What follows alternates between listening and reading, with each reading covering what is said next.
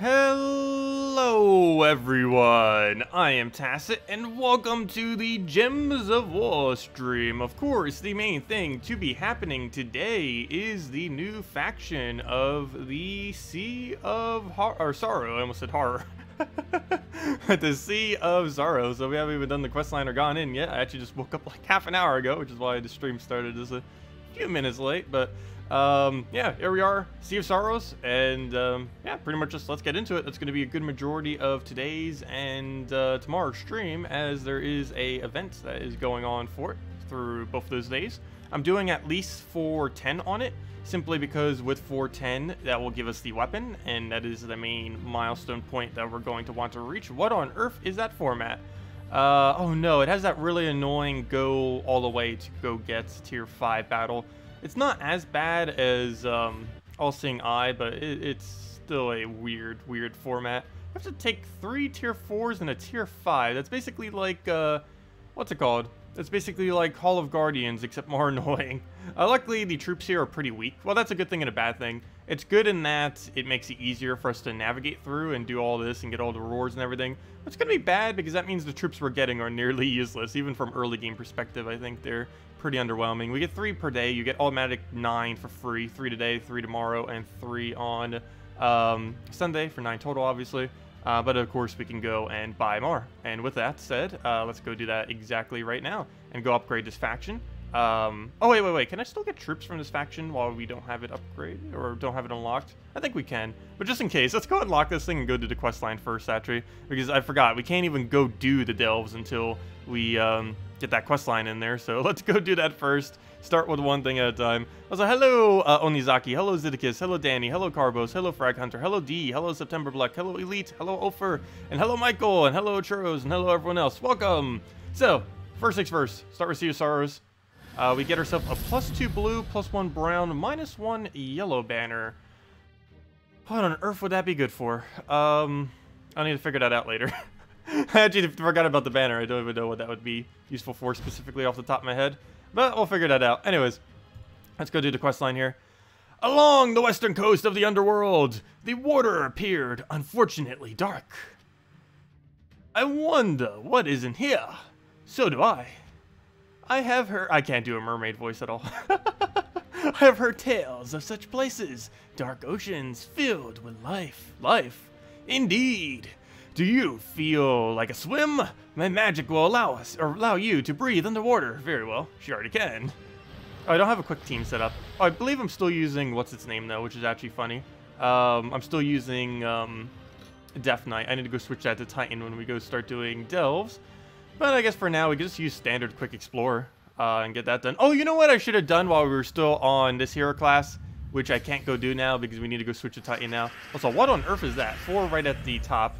That's weird. But I need to go and complete out the event thing. I believe it's the Spam Explorer this week. It only takes like an hour, but could have been some free XP towards our hero class.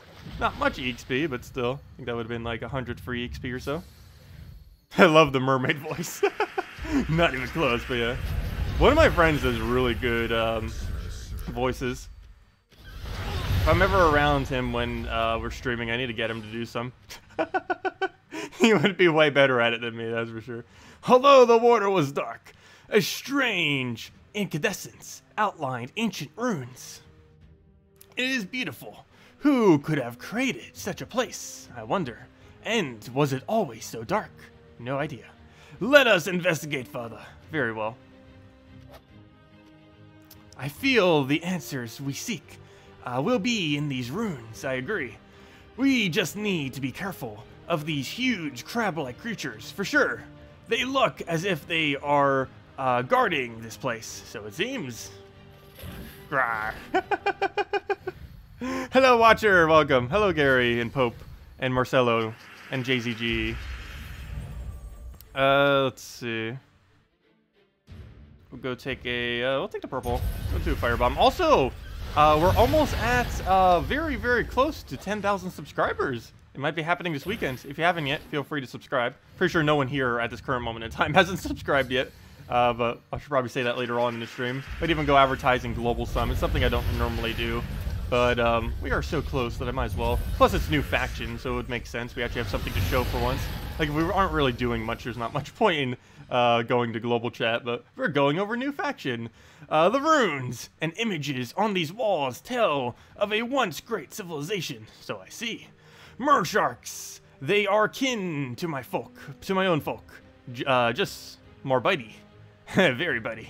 It seems they fought a great war against some monstrous creature. Ah, yes. The Deep King. They called him. Indeed. Intensifies. I wonder if the Deep King is still here, perhaps. If so, then I believe he may be in the caves nearby. Caves, yes, caves. Follow me, we shall investigate. Very well. To the caves, and that's one of the new ones. Actually, almost all of them are the new ones. Pretend to blow bubbles for a mermaid voice? How on earth would you do that? I have water. I would have to go and, like, drink water while... That doesn't work. All that does is swallow water. That's one good way to try to choke on water. Mermaid voice failed. Okay, let's get a sunbird on it. What on earth just happened with that sound? And there we go. Fast team for farming level 20? Let's see. It's blue-brown. So, quickest team you could probably get away with is Firebomb team. You'd probably have to set your hero class to mech and run deep bore, double Firebomb, and hero using mech. It's a really, really old meta team for quickest team in the entire game. It's still relatively quick. It's not the absolute quickest anymore. But as far as what you have as options under blue and brown, I'm pretty sure deep bore, double Firebomb, Mechanist class is the quickest you can do. And it's really cheap too. The only expensive thing on it is fully traded mech. As long as you have the rare of deep bore and the 2 commons of Firebombs, you have everything you need essentially, other than the class traded. Plus it's free XP towards mech if you don't already have it max. It seems the Deep King still lives. It does. And that he controls the Mersharks, yes. Let us press deeper into the caves. We may yet find him. Very well. I'm pretty sure the legend in this place is completely useless, the Deep King. The Hall of the Deep King, yes. We must defeat him, for my kinfolk. Lead on. Well, that was quick. And questline already completed. Let's see, what does he do again? This is actually the faction team, I believe, at this point. Hammerclaw. Gain a bunch of life. If there are 13 or more blue gems, gain 4 attack. Why is that so low? Explode either a row or column. I believe that's 100%, even though it doesn't seem like it, how it's worded. And the only relevant thing about this thing is he has stone skin. And that's about it. Next up, we have the Mershark. Deals some true damage to an enemy, boosted by submerged allies, and he gets to start with half mana. I guess that's an okay true damage, though more often than not, it's pretty underwhelming. Creates 8 blue and 8 brown, submerge, enrage, and give 8 life to a random ally. If that was automatically to first slot, I would consider it to be at least somewhat decent, but it's not. It's to a random ally, so it's pretty much useless. And, yeah, wouldn't really ever bother with it. And even the Mythic is even, I mean, the Legend is even too over the top. Deal, some true damage to 2 random enemies, and then submerge myself and a random ally. So basically 2 free submerges, assuming you have 2 troops left. But yeah, none of these are good. In his trait too, Merfolk gain 3 attack on 4 times 5 times matches. I don't think there's any Merfolk team that would actually benefit enough from this to really utilize it. Most Merfolks do not have on-skull effects that would make that actually useful. Though multiple of him with that effect would be pretty funny on some teams. It's basically like an inverse Elamagrim. Instead of reducing the enemy's attack by a lot, it increases your own ally's attack by a lot. Well, not really a lot, but you know, if you keep spamming it, it's going to give you a decent amount over time. But anyways, let's go kill this out.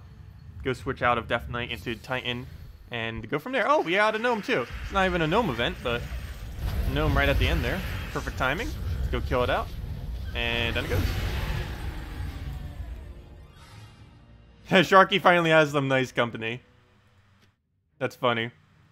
The Deep King has been defeated for now. You believe he will return? Yes, in about 5 seconds when we go to Delves. Perhaps. Then we shall keep an eye on these dark waters. Very well. And if he returns, it will not be for long, as you say.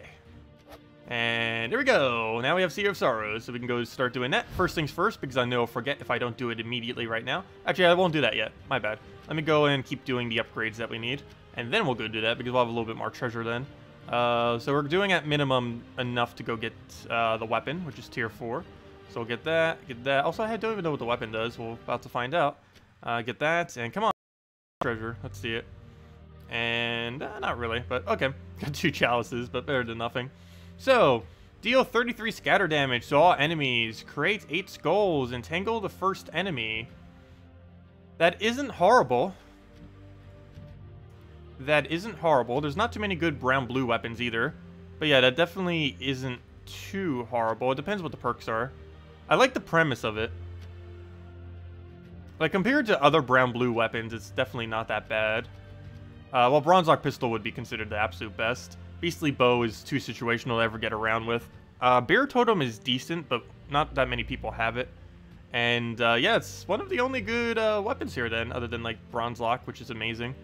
Under the right circumstance. Let's see, what does it do benefit-wise? I'll probably max it just so we can show it later, just to show it in a useless team. But I do want to show it some. So, gains 2 attack, drains 3 mana from first enemy, gains some okay, yeah, this weapon isn't too good. I'm still going to max it, though. The main thing it's missing is anything for board control. Doesn't have anything. Well, I guess it creates a skulls. If it had, like, created another skull, it would have been pretty nice. Or create a Doom Skull or something. But, I don't know. I think we can still mess around with that. It's not over the top, but Scatter gets rid of Barrier. It's kind of like a little bit of a mini Infernus. Scatter gets rid of the Barrier. It creates some skulls. And you entangle the first enemy, which actually makes it so they can't use the skulls that you just created against yourself. So it could have some potential. We'll see how it goes. But anyways, we'll give it a shot. As far as how brown-blue weapons are concerned, it's one of the better ones, at least. Though that's not a pretty good standard, because there's not too many good brown-blue weapons. But at least I fixed it slightly. Anyways, that's that. Let's go and upgrade this horde to max. Let's start with the gold rings and work up to the higher ones. So yeah, let's start with that. Get a bunch more upgrade. Boom, quality upgrade. I think every single one we're going to do is pretty much going to be a quality upgrade. Okay. We actually don't really even need to worry about the quality because it's just naturally going to get up. Poor gold, though. Oh, I should keep track of how much gold we're spending. Or not. I was like after the fact. I think it's cost about 2 million the way we're about to go do it. We started at about 17,500. So whatever less than that we have is going to be a decent enough gauge for how it went. I don't think I'm going to go all in on rings. I think we're going to go for some of the other ones. I want to keep some of them so I can, like, ascend them or something. I won't do the 2 bigger ones, though. Those I'm saving for post 100.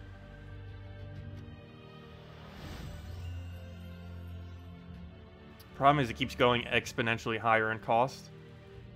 But we'll just keep using rings until it seems like we're not getting much from rings. Then we go to chalices, then we go to crowns. Yeah, we're starting to get almost no value from gold rings. I think we'll do it one more time, then move to chalices.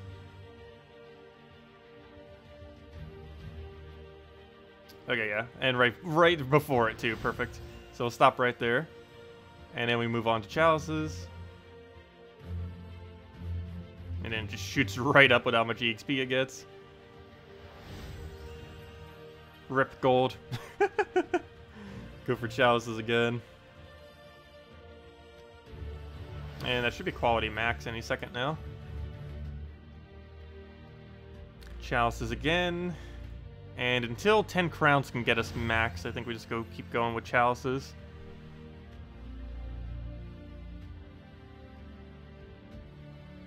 Should have went a little bit further on rings, I think. Let me see. How far will 5 crowns get us? A decent amount, but still. Yeah, I should have actually went into gold rings a little bit further, I think.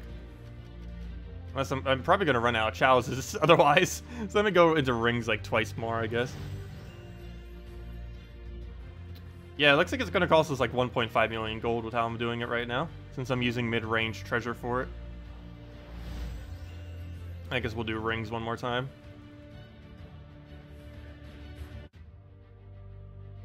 Okay. And now I guess we go back to chalices. The strategy of using treasure.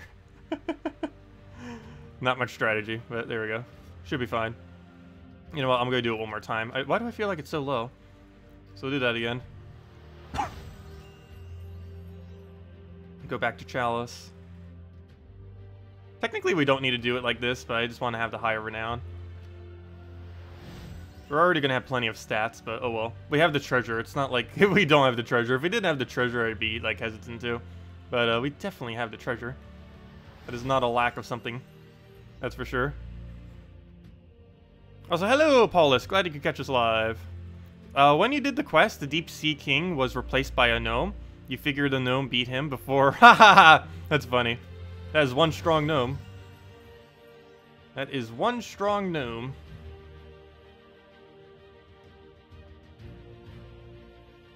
You need a total of either 4,950 or 50,050 XP to get Horde to max. Oh, so I guess we could pre-calculate out exactly what we would need then, if we wanted to. Though probably just easier just spamming all of our treasure than trying to figure it out ahead of time.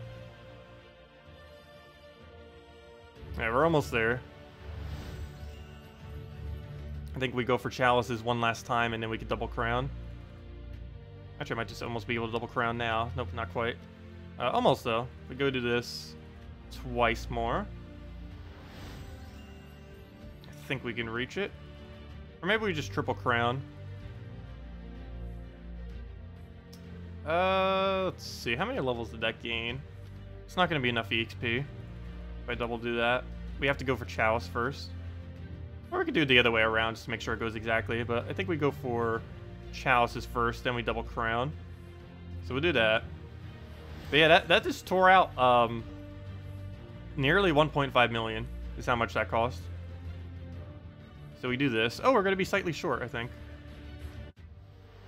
Ever so slightly. But we can go use rings or something. Not that big a deal. It's a little bit of gold. Up, up, up. I'm going too far with it. Oh no. Okay, now we just need 25. So there we go. Exactly on the dot. Perfect. And there we go. Well, rip chalices. We have 0 chalices now pretty much. But there we go. Add treasure. And that is exact max. Level 100. There we go. And we save the bigger treasure for other stuff. Mainly the legends and mythics. But yeah, there's all the extra stats we get. Standard as normal. Max chest immediately. And yeah, there we go. Perfect. And we got a little bit of shards there from the packs we bought. And we are going to have... Oh! Other than like a billion of these. Wow, that creates so much mail. They should make that all collapse under one single mail. But we did obviously make leaderboard yesterday from the event. So there's our 75 gems back, or part of it. And please be a blue orb and make it all worth it. No! Green orb, why you gotta do that? Like, let me go take this just so we can claim all of our shards at once to see how much we got from that.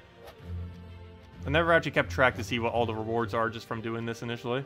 Well, actually, it would depend on what specific point you do it on, but let's see what it does when you do it on a brand new faction. When you do it on a brand new faction, spending 1.5 million gold like that, or approximately however much it takes, is 100 shards, 8 legendary ingots, and 1 mythic ingots. That is not worth the exchange rate. But of course, that's not the reason why we're doing it. The reason why we're doing it is for the actual delve stuff. Also, with that being said, let's go ahead and confirm all this and start getting the new legend. I need that legend. Not that legend. I meant the actual legend. But there we go. We got everything except the legend now. Wrong legends.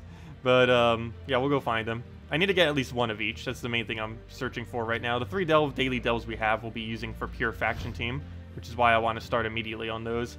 But anyways, let's go and start doing this already. Games, this. We have 9 battles, which means we have a lot more than 9 battles. Wonder if we see any new rooms. Let's see.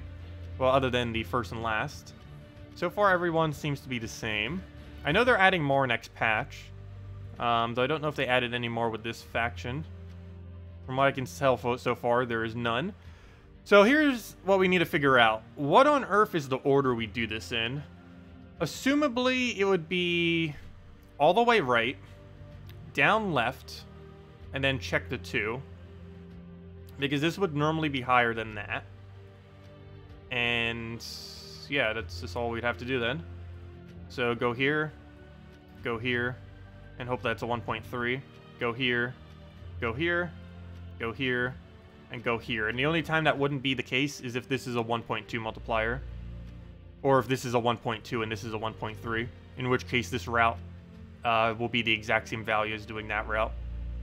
So I guess it wouldn't matter. So yeah, I guess you would always do this first then. So first, third, fourth, fifth, fourth, and then check the 2 2s. And that would be the order I would do this faction in every single time, based on multiplier order. Okay, let's go build a team.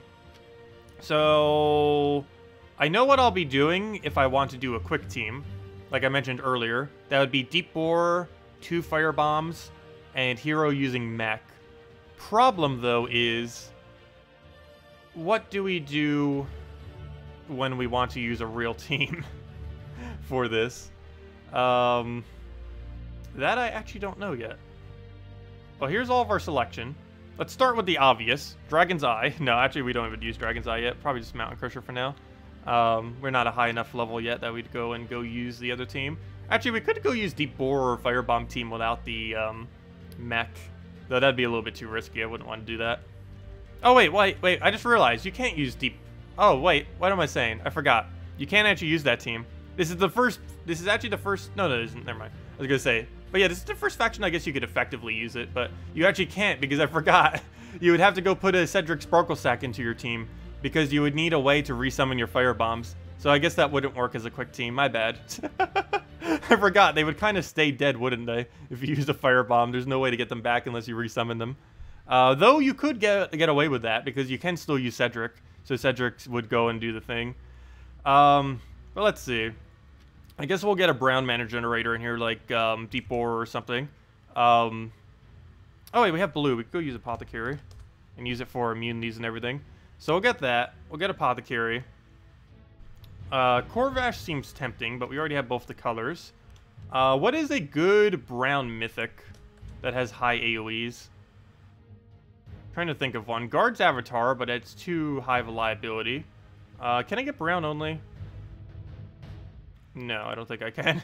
But let's keep going down. What's a good brown AoE mythic? Guard's Avatar, but it's too high of a liability for most battles. Oh, no it isn't. Hold up. Wait.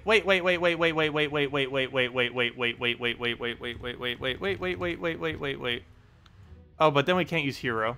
I was gonna go Honor, Apothecary, Guard's Avatar, and Corvash. I didn't even think about this, but this is actually a PvP team that I use. I don't know. Do we change out Hero? That seems like a bad idea. At least for these initial delves, I think this is what I do. Honor, Apothecary, Guard's Avatar, Corvash, and this is what we'll use for quick teams for now. And then we switch over to Hero with Dragon Eye into something else. Oh, yeah, Ketris. Ketris would be good for later on, I guess, then. But I think we'll start with this. And just use the new banner. Because he doesn't need yellow. We can even convert out yellow and it wouldn't even matter. So yeah, we'll go with this for now. And go from there. Oh, it's +2 blue instead of +1. I wish that was the other way around. +2 brown, +1 blue. I guess that's still useful, though. But I definitely would have preferred that to be the other way around. Actually, so much so, I don't think it's worth it. Wait. Is there already a +2 brown, +1 blue? Why do I feel like there is? There is, isn't there? Minus purple. That's the whole point of this thing. Yeah, there we go. Never mind. There's already a more optimal banner. There we go. That's even better. We'll just go with that, because we don't even use purple. That's kind of one of the other whole premises of this team, too. But, yeah, let's go start it. And go start moving forward. Don't think we need to go switch out anything else. So many rewards. Wait, has it always given 2 orbs for the final one? I guess it has. Why does it seem like more than normal? I keep forgetting that it gives so many orbs. 4 free orbs that are so easy to get. I think just getting tier 4 is enough to reach it, too. Anyways, let's go do battles already. And start this faction up. So we'll start with this. And go from there. Why not Megavore? We can go Megavore loop if we wanted to. For lower levels, there's no point in using Megavore, though. If we're going to use Megavore, we'd bring him out when we go build our next team. And I don't know if I actually will be using him for the next one, but there's no point at this low of a level range to use Megavore. Everything will die, and like, if you just look at it, they'll die. There's no real need to worry about them. Okay, we'll go and I'll take a brown over. See if we can get another brown surge. Get the free blues. Also, this team already naturally just always casts on blue anyways. So you don't even change how you use this team at all. It's actually perfect for this delve. You know what? We might even just keep using this. The only real big downside is when we reach ridiculously huge stats, it's not going to work. But for now, when we don't need to use Dragon's Eye, when it's not efficient to use Dragon's Eye, it's It's gonna be fine for like the first 100 levels or so. Not 100, or you know, up to level 100. Not like literally the first 100 battles. We're not gonna be doing that many battles. I think we're only gonna be get up to like a few dozen, if even that. Depends how many Val Ravens we get. And we will be doing every room for every battle thing. I don't believe we're actually gonna hit a high enough difficulty where we're gonna need to not do that.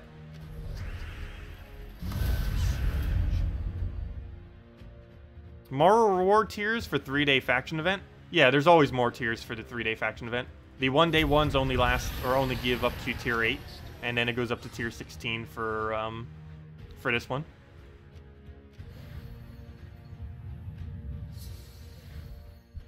Boss battle has Submerge, so don't want to have too much AoE. But we have Stun, so it doesn't matter that they have Submerge. Oh, wait, yes it does. Never mind. That Stun doesn't block Submerge, my bad. Yeah, never mind. That might be something we'll have to worry about. Though we can Core Vash spam, or win so quickly that it doesn't matter.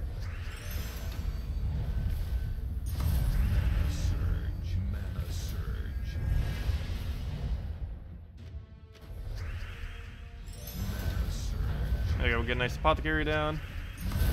And then just kill it. So yeah, we might need a Dispel for this team then, if that's the case. There are hero classes that have that, if we really, really needed to. Oh, you know what's funny? Mech does as well, if we would have switched to Mech. Oh, you know what? I believe the hero class we're using right now has Dispel. Ideas. The problem is this hero class doesn't have Brownstorm and it doesn't have half mana start. Alright, we'll get Apothecary in there. Take out the red. Get another blue down. Yeah, Submerge in the past hasn't been that big a deal in Delves. Even the battles that haven't weren't really using it much. The only real big issue is when it starts going. Yeah, we can use Azura here. We'd have to completely build our team around Azura, though, into an Azura Core Vash team. It would almost be like Blue Guild War Day at that point, just with some other brown variants that we could do. But yeah, Azura is in play for this faction. And probably one of the easier things to build around if you didn't have much other things to use.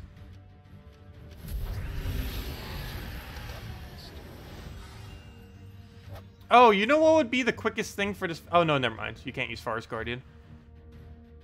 Let's see. I'm still trying to figure out what the fastest level 20 is, because the Firebomb thing I mentioned earlier isn't the case. I think the absolute quickest, I guess, would just be... Find the biggest... Oh, no, but you can't even do that. Everything I want to try saying kills everything simultaneously, but I guess you technically do need a Submerge counter. There's nothing that starts Merfolk with half mana, or full mana, I mean. I guess, you know what? Actually, that would be fine. Using something like Mountain Crusher with a hero that starts with half mana that also has Dispel. So something like Mech. Followed by a Apothecary. And then just the biggest brown AoE you have. Because with the combination of, or just your hero having extra turns with Dispel, we'll be able to get rid of Submerge every single time, consistently.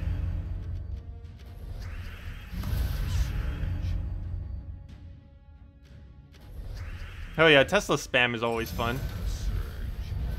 If you wanted to just do that for the tier 20. The only real big issue of what I'm looking at, though, too, is being able to start with a good amount of mana. Like, you can just give Hero Black Manacle and give it half mana. Though I don't know if that'll be enough on this tier to actually kill everything immediately. It might be if you have enough extra magic. You could just go and use Black Manacle, use it with a half mana start hero class, just give it a quick Apothecary or anything for mana, and go from there. Okay, we'll go and just get Apothecary up, as you would pretty much every single time with this team. Take a blue over. Grab a green. Get a nice Apothecary down. Do it on green there. Well, let's do this over at blue.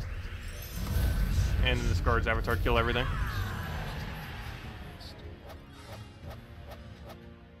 This is too much thought for 30-second battles. Well, the layout of this faction is really straightforward. And as far as teams you can use for level 20, almost everything is the right team. It's just if you're trying to find the absolute quickest, you would need to find the... Actually, is there any empowered brown? Yes, there is, though it wouldn't be enough damage, I don't think. The one I was thinking of is the Muncher. What's his name? What's his name now? I actually completely forget. The Gob Chomper, the brown-yellow guy that destroys goblins. That's not going to be enough damage, though. He won't one-shot the higher battles. But yeah, every single battle he would start with all of his empowereds. So you can guarantee either kill each one out in one shot or guarantee get 2 kills in like 0 seconds. Or not that quickly, but you know, you start with mana. But anyways, let's see how bad this Submerge actually is. So you have no Submerge. You have no Submerge. You're just boosted by it. You have a Submerge. And you have 2 Submerges. None of them have them on their trait, though.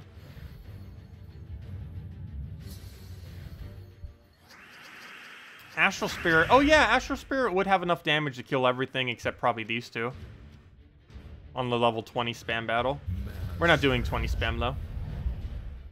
Not today. I know, I kind of almost want to. I don't know. We'd have to consider if we want to not kill this battle, then. Do we 20 spam or do we not 20 spam? The benefit of 20 spamming is from here forth, we will be able to go and camp this faction for the next month. The downside to that, though, is we don't get +1 armor for the next month.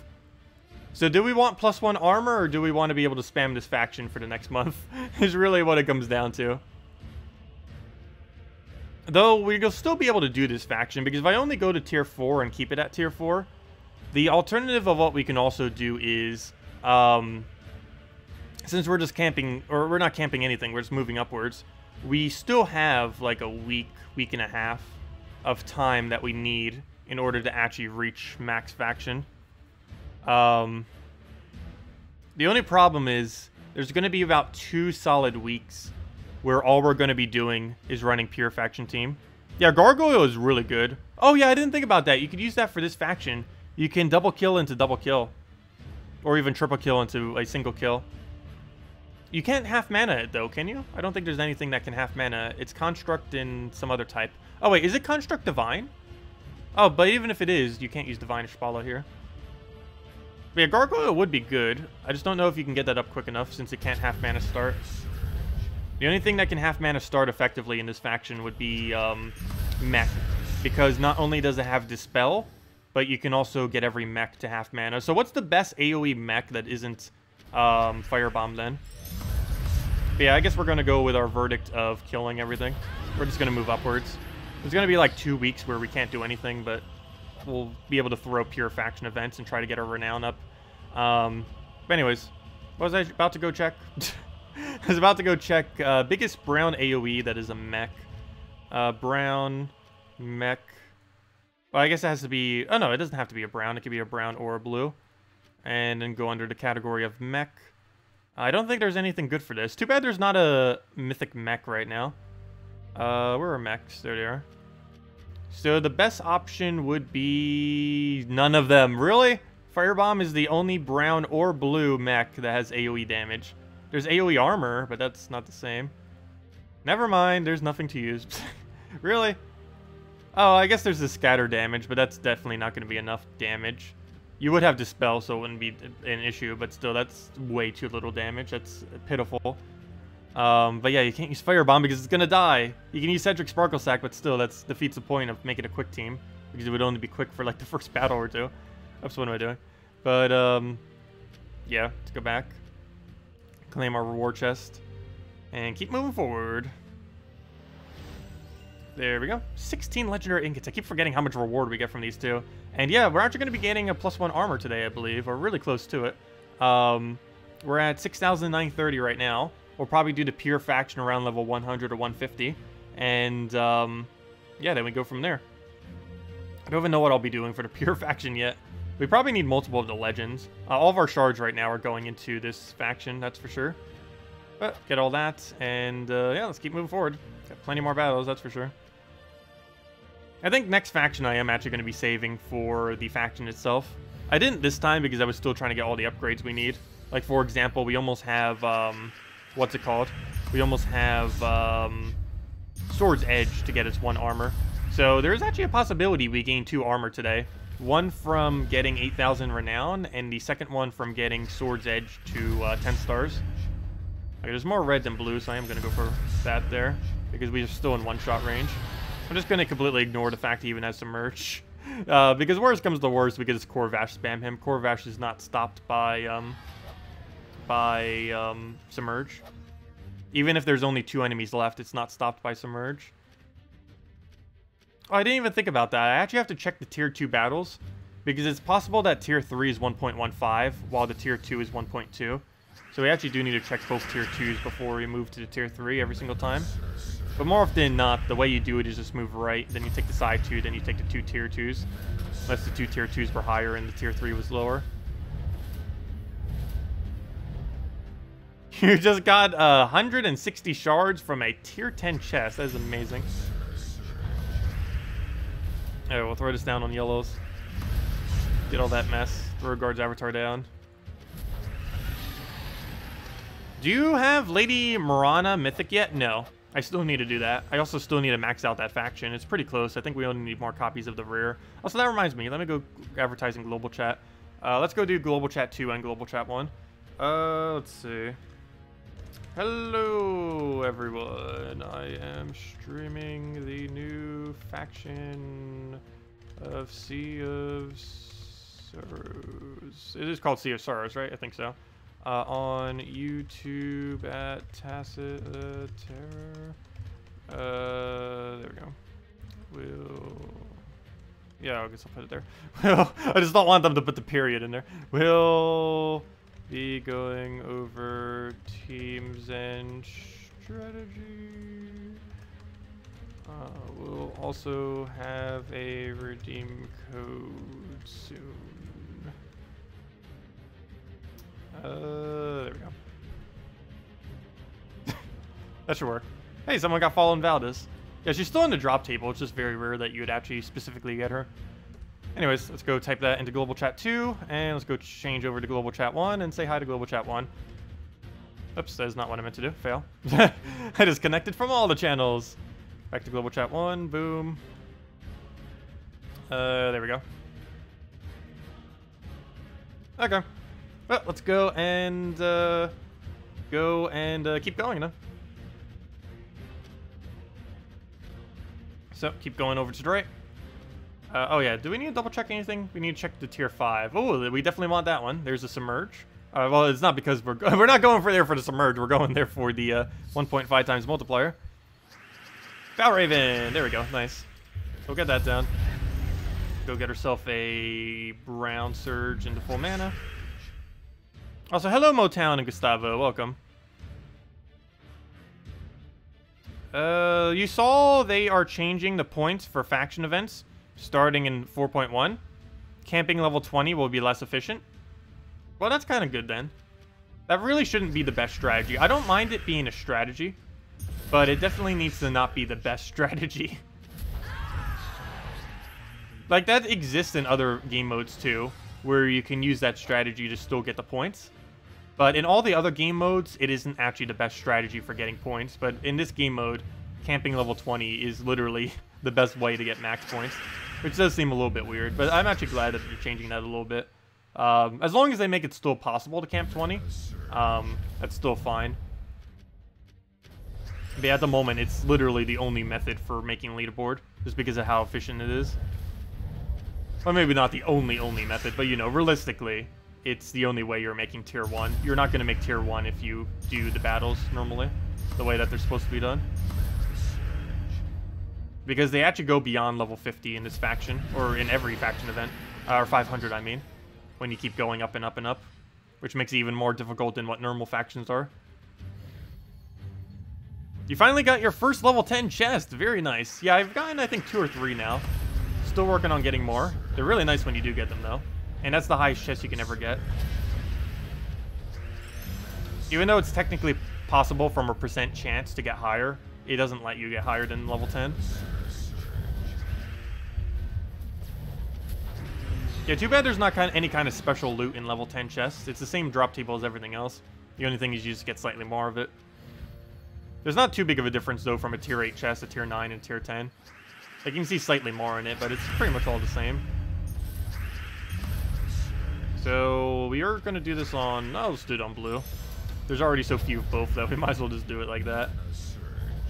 Do it on blue again, because they're slightly more blue now that we created so many. Do it on blue a third time. Hopefully get all the mana we need. Throw an apothecary down. We should have enough damage as well. Do this onto anywheres where we have an extra turn. And then he's dead off guard. And then we just take these 2 rooms, double check if either of them are higher. They're apparently both the same, so let's go to take those 2 out, and we'll be good to go. So we'll go get our yellows, grab our brown, get apothecary rolling. And then we just apothecary into full mana somewhere. Why is there no extra turn? Don't do this to us. Okay, let's take it out on reds. Also, what's nice about using a converter on this game mode too is I don't know why they do this during faction events, but the little things that block your mana aren't in these battles during the factions, which is weird. But yeah, they're not, which makes it easier to use converters since there's no limitation to blocking them all over the board, which is nice because this team actually has no exploders in it. Okay, we'll take this one and take the final battle. If you camp level 20, you don't get boss battle chest or nor the +3 upgrade from your quality level, and you get 0 renown. So it was obviously a big problem for the devs. Yeah, it goes against basically how they wanted delves to be played, basically. Like every aspect of camping 20. Like they still kept it in because they wanted to let lower levels still have a way to do it. But they never expected it to be like the meta of just camp 20 and then that's it. But yeah, you can still camp 20 for this one if you want to. Though it will be the last time you'll ever be able to camp level 20 for a faction. So might as well get it in if you want to go do it. Okay, we'll go take the blue down. Get a good guard's avatar in there. And down it goes. Also, something else I wish they would do is increase the rewards for once the factions start getting really high. Like above 300, above 400, above 500. Because it's ridiculously hard to actually clear out every single room. Or at least, if it's not hard for a specific faction, it's really ridiculously time-consuming to actually clear out every single room. And at that high of a level range, it's actually not worth the loot that you get. The only thing you're doing it for is renown, specifically. Doing it for any other reason just isn't worth it. Hello, J-Vills! Welcome! Yeah, and if anyone has any questions or anything you want me to go over, let me know. Obviously, the main thing we're going to be doing today is doing the new faction. And doing everything that's involved with that, trying to get more renown. Might be getting 2 extra armor today, too. Which will be weird. It feels... we very rarely ever get an extra stat. But today we might actually get 2 simultaneously. He got a submerge. I can't stop him yet. I really need to go switch out of this team already. Just because of submerge in general is going to make it very annoying to use a team like this. We could still easily one-shot just dealing with the aftermath of this. Of all of this. Okay, let's just use this on Doom Skulls. We can actually just go turn this into a skull spam team now. Oh no! He almost just died! Also, I just realized something. That's another slight bad thing about using Honor here. He doesn't actually gain 10 to all stats because this isn't a PvP-related area. So he doesn't gain 10 to all. Let's do that. Throw this on Skulls again. Hopefully not miss. Yeah, it missed, but luckily we extra turned. He has Stone Skin, but it's not enough to take out the extra Doom Skull damage, and there we go. Ooh, a level 8 chest. Best chest so far of the day. Claim all rewards. What do we have? Nothing. Oh, never mind. I was about to say nothing too good, but yeah, if we can just get pure shards, that'd be amazing. Shards is the main reward we actually need right now. So grab all that, check our mail, grab an extra bit of renown, and let's go use all of this. I need to go until we get the legendary from this kingdom. So hopefully we get it right now. There we go, we got the legend. I don't need to go throw anything more at this kingdom then. So now we go back to spamming crypts. Actually, I don't know. Do we keep going this and then switch over to crypt? Let's see. What will we do for pure faction? Let me go to Sea of Horrors. So pure faction for this faction, it would obviously use Sea Witch. It would obviously use Steep King. How about these other two? 16 true splash damage to an enemy, boosted by submerge allies, but it's very weak, but it's very quick. But it's useless, so I wouldn't really go with that. I'd rather double up on one of the other two. And you create brown and blue, right? Yeah. So you get mana back into yourself, and you get mana into our Deep King. This guy we might have to keep, just for the sake that he's a tank, and no other reason other than the fact that he's a tank. He also has a decent amount of mana generation. But yeah, I guess our team then is Hammerclaw, Sea Witch, or it's actually Hammerclaw, Deep King, Sea Witch, Deep King. Or no, actually we would put a Sea Witch in front of it. So it would be Hammerclaw, Sea Witch, double Deep King then. 17 true splash damage to 2 random enemies. Well, it's going to be more damage than that. Submerge self and a random ally. So it's kind of like a true damage version of Infernus, except way weaker. Is basically what he is. I can make that work. I guess that's what we go with then.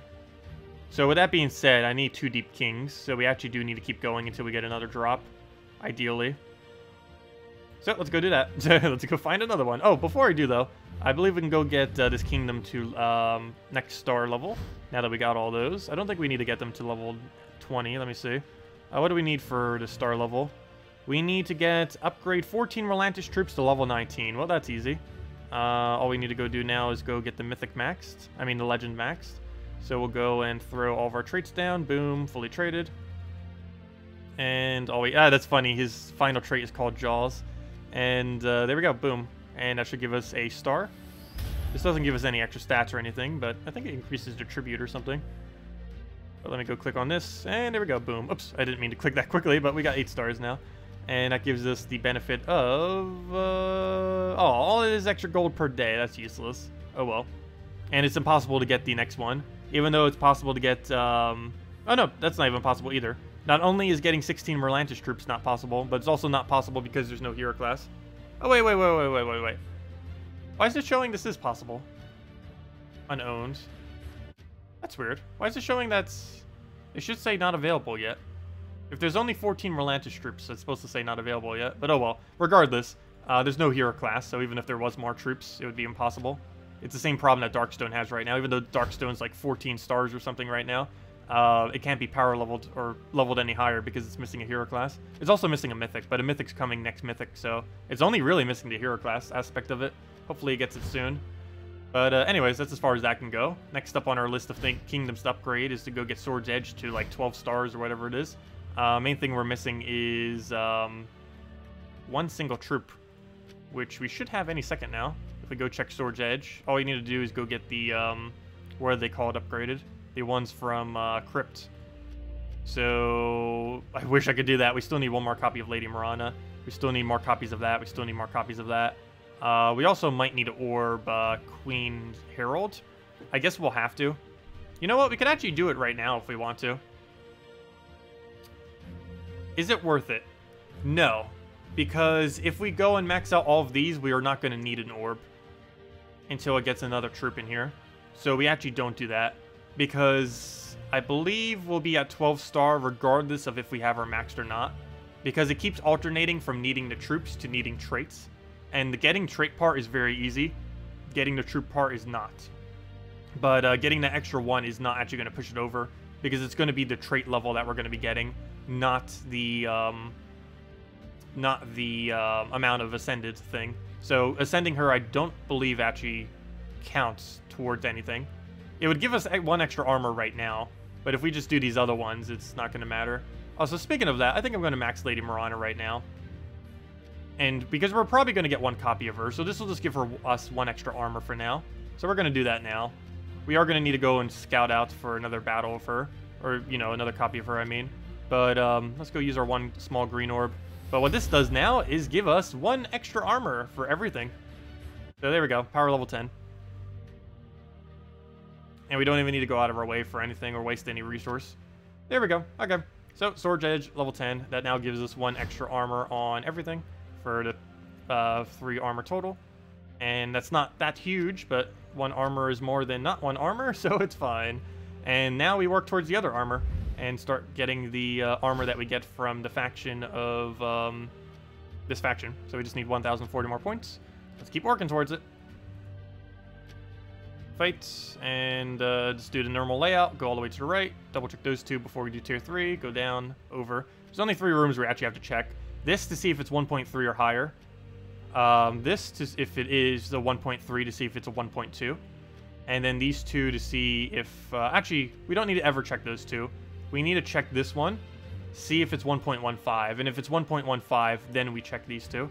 Otherwise, we don't need to check the 2 tier 2s. So really just check that tier 5 and that 3.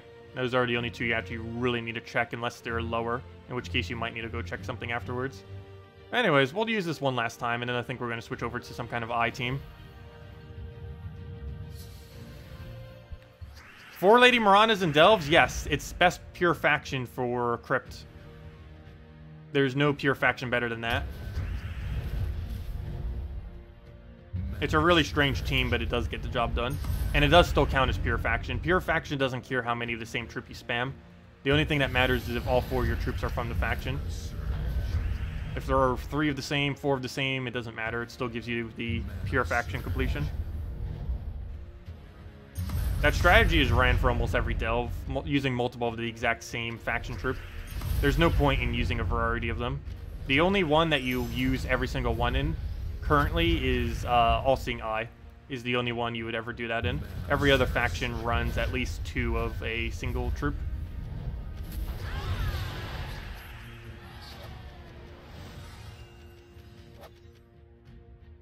Okay, so we'll take our tier 3, keep moving to the right, go down, take our side 2, and just keep repeating the cycle.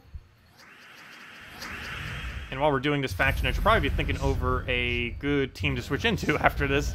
It's obviously going to be using Dragon's Eye. It's just thinking of the rest from there. Apothecary is most likely going to be used because it's really good at holding down our mana. Alternatively, we can go put the Cockatrice back in and go like Dragon's Eye, Apothecary, Cockatrice, and one other thing. And then just make that one other thing a really good mythic or something.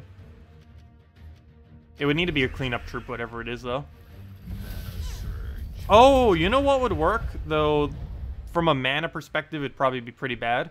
But Bugbear, I believe, can extra turn clean up a baby dragon. So we might want to go down that route, because he automatically gains an extra turn and would be able to clean it up. So we'll go take ourselves a blue to brown here. I don't have a cascade over in the other area, so we'll just go throw down like a gigantic blue here. Get that rolling. Get a nice Guard's Avatar and use this dead. I'm surprised Guard's Avatar is still in range of one-shotting everything. But I guess he does do pretty decent damage, and he does have slightly higher damage because it is Delves. So I guess that's kind of contributing to it too. What is his default damage? Wow. Actually pretty decent. He's doing 60... math. 63. He's doing 63 damage. Oh no, 64, because he automatically gains that extra. Yeah, he's hitting 64 damage by default, assuming he takes no damage. And the more honors we get, the more damage we get as well, obviously. Because he's giving a big, gigantic armor boost. And every stun on him, we also gain more boost ratio off of. Anyways, let's try getting Apothecary up. Like, no mana to go take, but we'll move that over. Go get the last of our Apothecary mana somehow. Try to keep the... Oh, I didn't surge. Oh, well. Grab that. He leaves this alignment. Thank you. Grab all that. Barely got enough mana, though. Or not even enough. Go to that. Throw this into... I almost want to do it into green, but blue is a lot more useful with this team. Get rid of all the purples there, which we don't even use. And he's already dead just off of 1 guard. Borealis, Eye, Apothecary, and Gargoyle. Oh yeah, Gargoyle for cleanup. I guess we could get away with that. I don't know if I want to use Borealis in first slot, though. I guess for safety's sake, it does help keep it alive a bit better. We would never actually need to use it, though, for anything other than the 65% score reduction. That'd be the only reason it would be there. But it would be pretty nice for that purpose. Oh, we could also use Lady Mirana, too. We don't even need to use Borealis. Could just use Lady Mirana and use it for its instant kill potential. They both have 65% reduction, so it doesn't really matter too much which one we use. Again, there's Guard's Avatar, dead. Hello, Hellmarch. Welcome. Oh, so hello, Exos. Oh no, bullets! Oh yeah, I'm surprised we haven't seen more bullets yet. That's going to be pretty common, actually. Because we have to do 3 tier 4 battles in this faction. Or wait, was it 2 or 3? I'm pretty sure it was 3. But that's a lot of tier 4s. That's the same amount of tier 4s that Hall of Guardians has. So we're going to be seeing a lot of Borealises if we're going to be doing every room. I mean, we're going to be seeing a lot of bullets if we do every single room.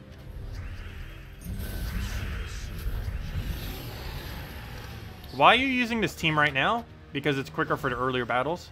I will be switching into a Dragon's Eye team next. I obviously wouldn't advise using this for literally every room. It would be really bad for that because of Submerge. But we're just doing this initially because it's still one-shotting. Once it stops one-shotting, we're going to probably stop using it. And it's almost at the point where it stops one-shotting. Oh, it didn't surge, but we'll just go grab that, do this onto a blue, and I'll be full mana. Get a good Apothecary in there somewhere. Just on green would be fine. Do it on blue again. And that was not full mana, but we'll go get this onto, I guess, red or something. Go do that on blue. And yeah, let's take that for now. Get a nice Apothecary. And then we Guards Avatar kill everything. And these both for the exact same value, so we don't need to do them in any specific order. Isn't Dawnbringer faster? If you half mana Dawnbringer into level 20 spam, I guess it would be faster. If you want to go down that route, if you have it. But it wouldn't be at this higher level. They won't die to Dawnbringer one shot. It's not going to be enough damage. Even at this level, they'll survive 2 hits. Or it'll require 2 hits. They won't die in one shot. I think Guard's Avatar, but Dawnbringer would only hit about 35 or so. Well, it depends how many yellows are in the battle. But whatever it is, it wouldn't be enough to kill that out. What do we need? What do we need? I don't have a drop for that, so we just leave that there. Is that really the only move? Okay, we'll just take it then. I don't even need purple, but oh well. Take the blue over. Get the last little bit of our mana. Hopefully have Apothecary alignment. Get rid of the useless color we don't even use. Throw this onto whichever one's more populated. Oh, it's Apothecary again. There we go. And that should be enough damage. Or not. Look at that. We're already not one-shotting. Time to change. Got new mail for something. Wait, what did we get new mail for? Wait, seriously, what did we get new mail for? Oh, someone collated the legendary task. Like I was gonna say, what on earth did we do that triggered it? Oh, we got tribute. Good thing I checked as well. Only an 8, but oh well. Oops, that's not what I wanted to do. I want to go back to this one. You know what? I should probably go leave the underworld so I don't accidentally misclick that. I'm doing this other underworld. That'd be fail if I accidentally try doing an underworld battle while we're already doing the event for it. The only time we would do that is if we're trying for pure faction. Which we will be. We'll be trying for it at, I guess, around level 100. I'll play it safe and probably just go for 100. We could probably get away with 150 as well. I don't know, maybe we'll do 150. It depends how many copies of the troop we have by then. I want to make sure we have 2 legends. Once we have 2 legends, we'll do it at basically whatever level range we have 2 legends at. As long as it's 100 or above. Or 100 to about 150. I don't know if we're going to bother going any further than that. At least for today. So we'll go and get it on blue. Well, we're going to be going further as in going deeper than that today, but as far as pure faction, I mean. We're probably not going to go further than that. Just because I don't want to waste any battles, or not as many battles. But yeah, I guess we'll try a 150. Pretty sure we can get away with it.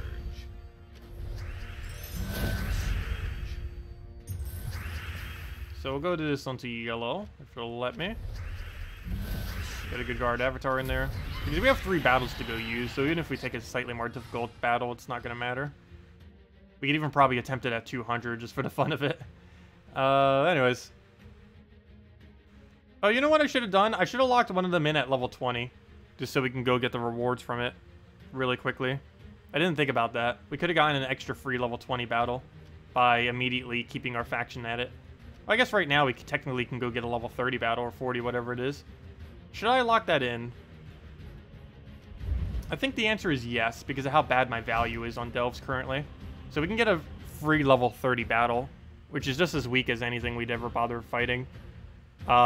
This won't help to... Oh, no, but that's not going to help towards getting our renown up or anything. You know what? I'm just not going to do that. We're just going to use it for pure faction. The original plan. Keep it to the original plan. Use it only for pure faction so we don't have to waste your things in here. You should never run your pure faction team in here for the event. You should always make sure you do it in the actual 3 free delve battles. Oh! I didn't think about that.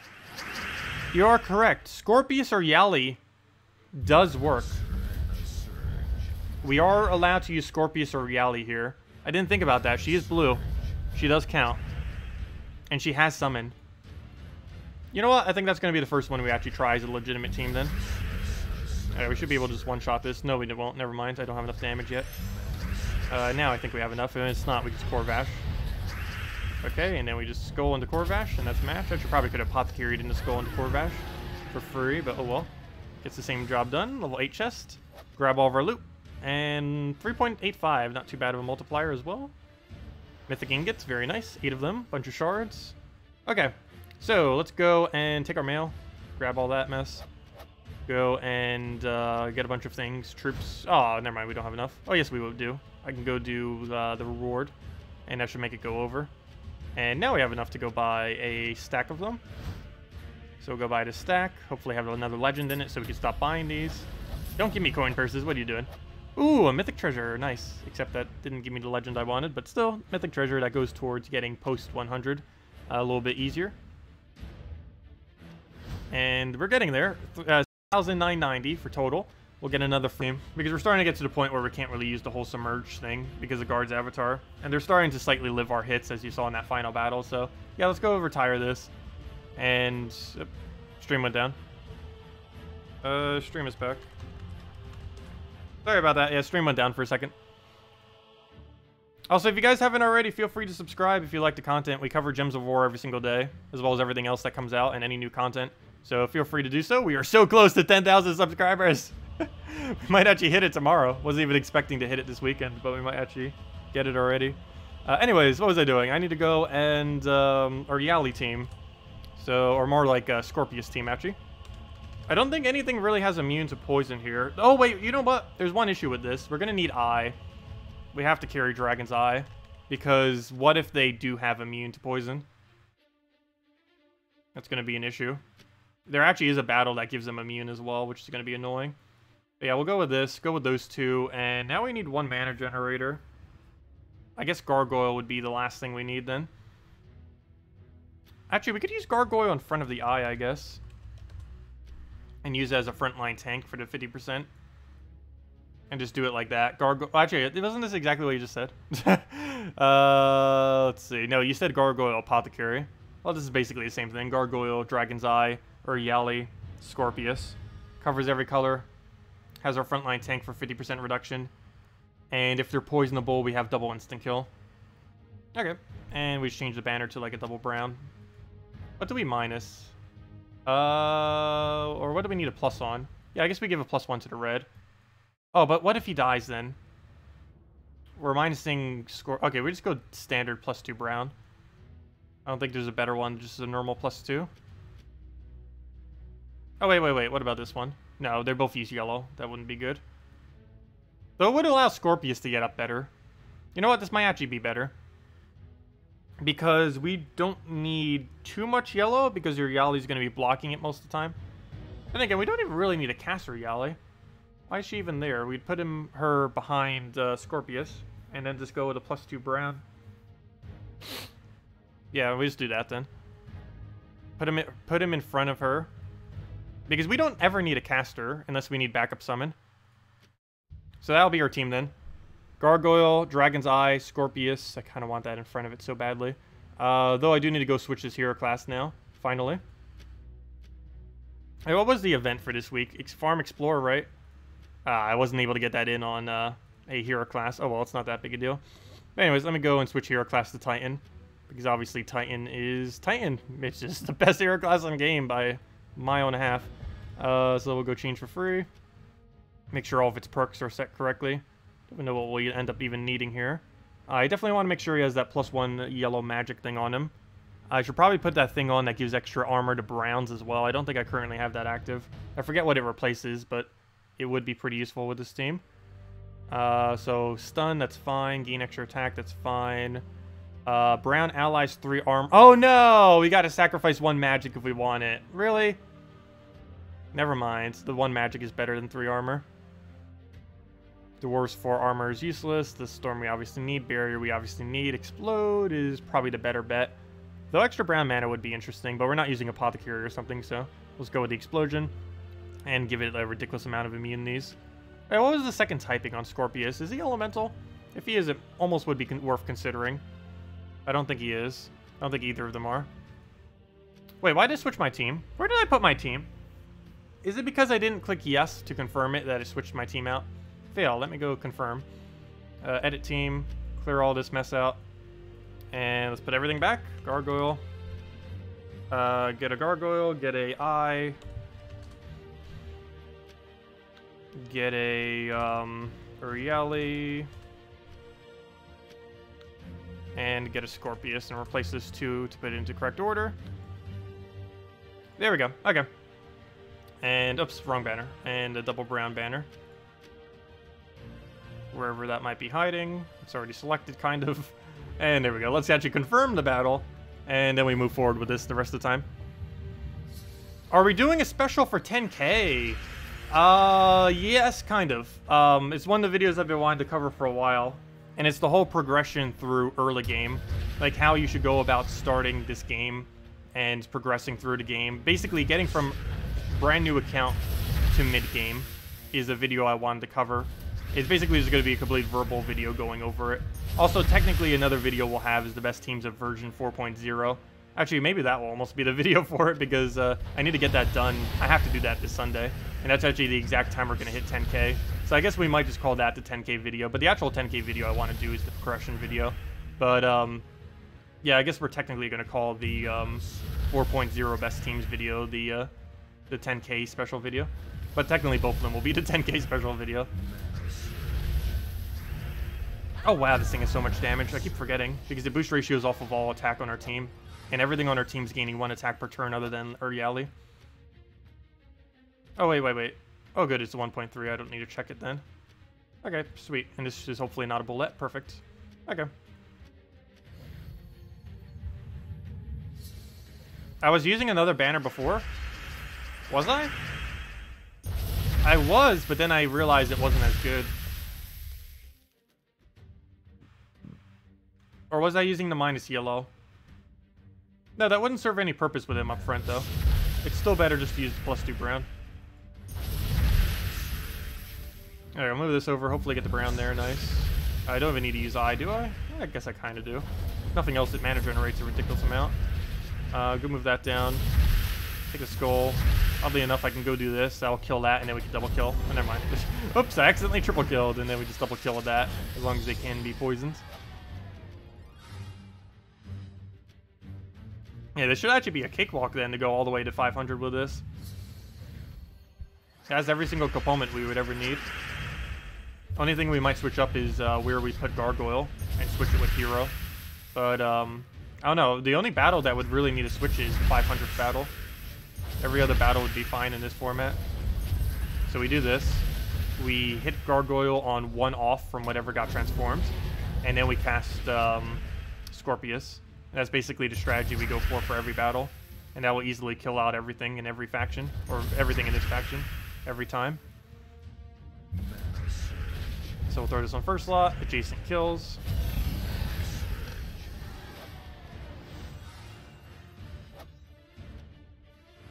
Yeah, there's no point in doing that, though. It would have if Urieli was in front of Scorpius, it would be worth it to use the minus yellow. But if Scorpius is in front of Urieli, there's no point in using a +1 purple, -1 yellow. We have 2 yellows and only 1 purple. So there's no point in doing that. We get more of a benefit just from using +2 brown.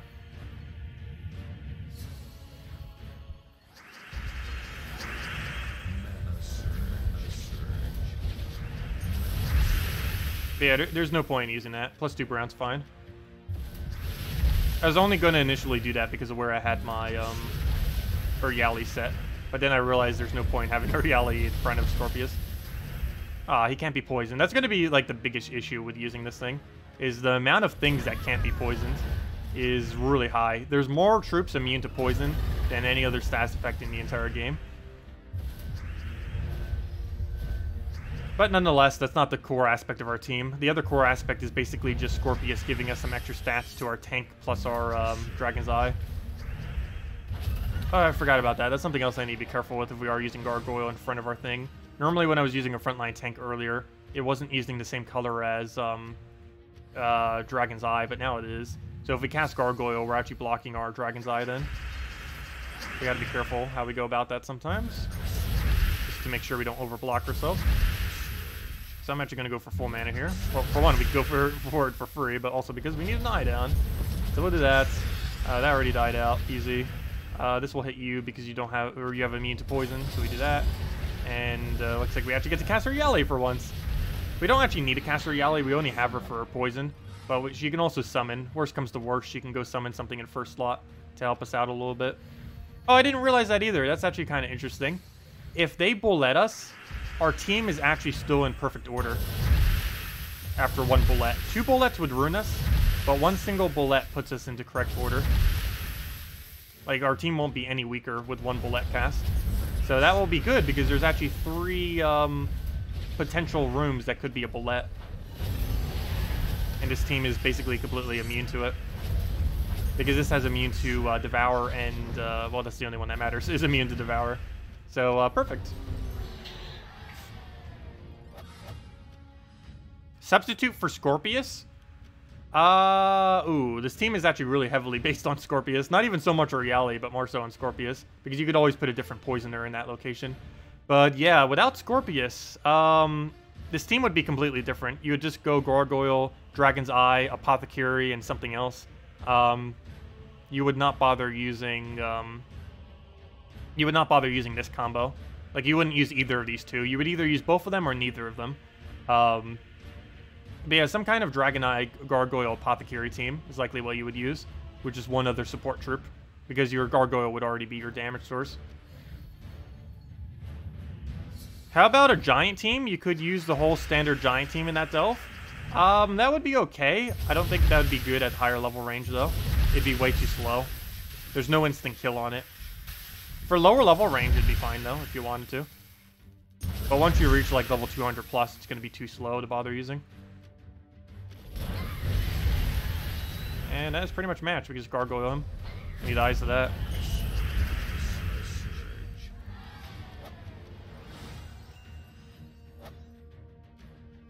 Hello, Gabor. Welcome.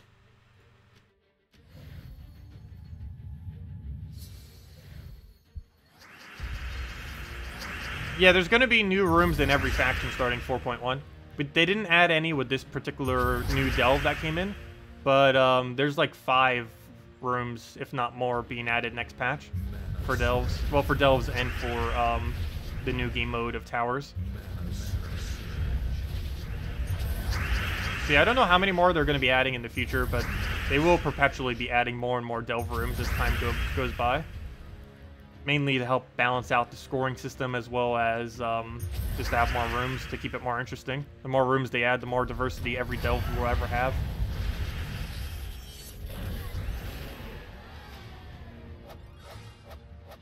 Just arrived home from a business trip to catch your streaming? Oh, thanks for that. Glad it's very relaxing. Yeah, this game is very, very chill. Even if you're playing it for all the meta, it's still pretty chill most of the time. Okay, we'll go and move that down. Pick up rounds.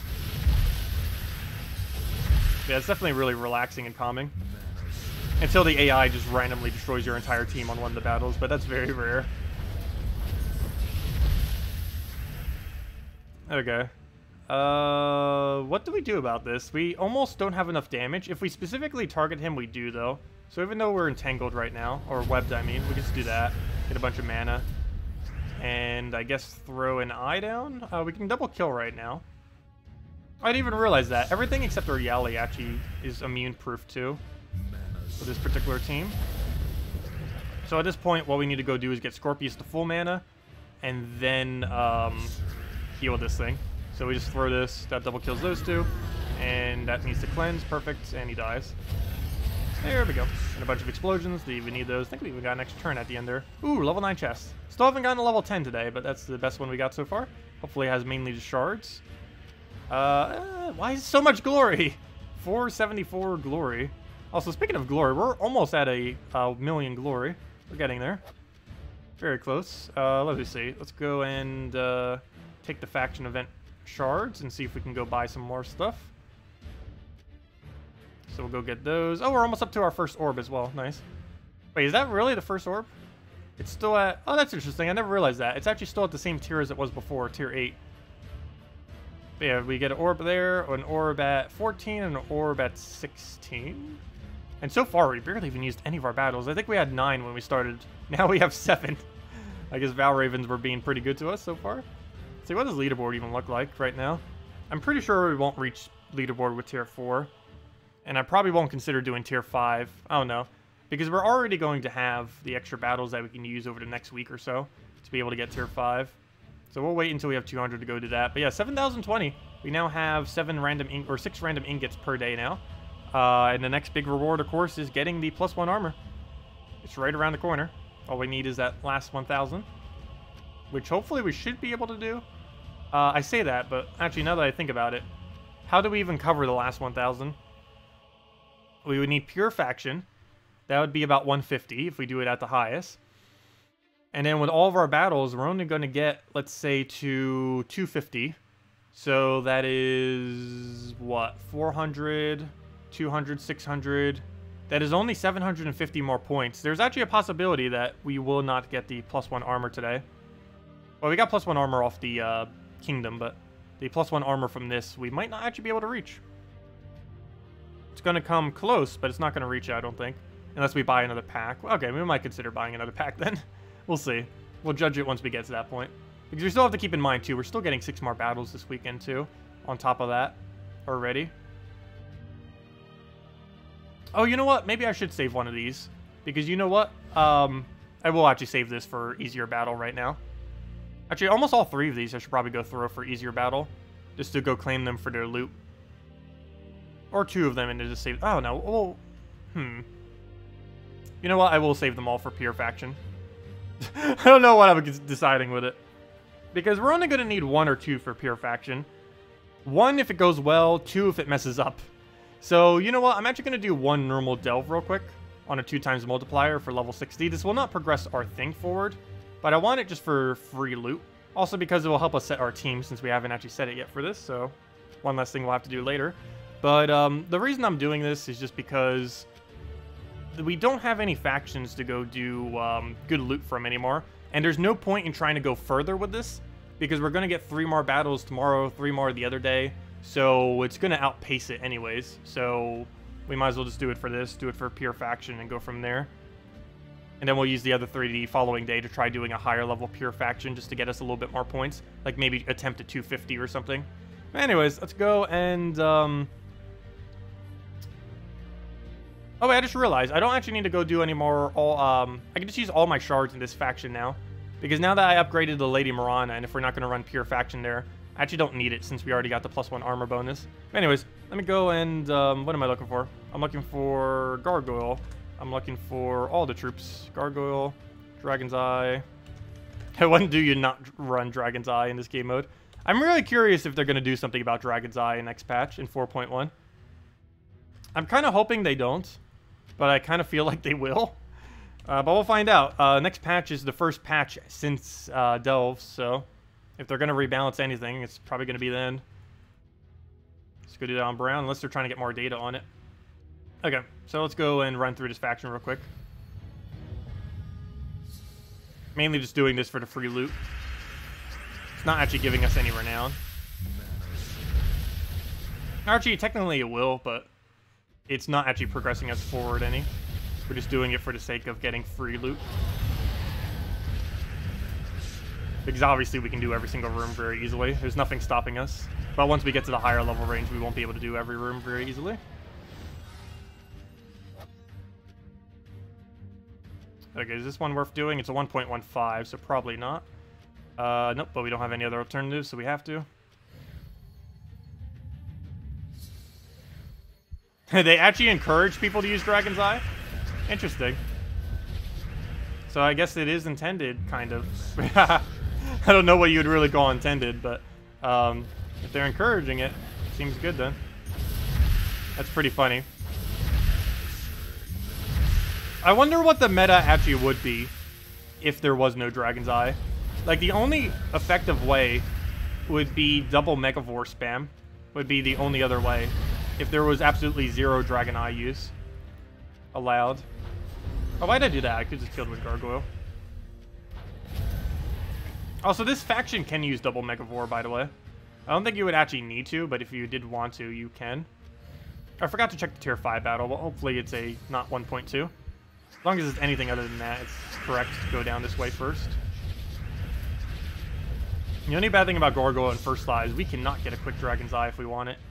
We'd have to go switch them. But for the sake of bullets, we kind of have to keep it like this, unless we're going to bother scouting all 3 of the tier 4s first, which takes too much time to do all 4 of those initially, just for the sake of seeing them. Alright, we'll get a Dragon Eye down.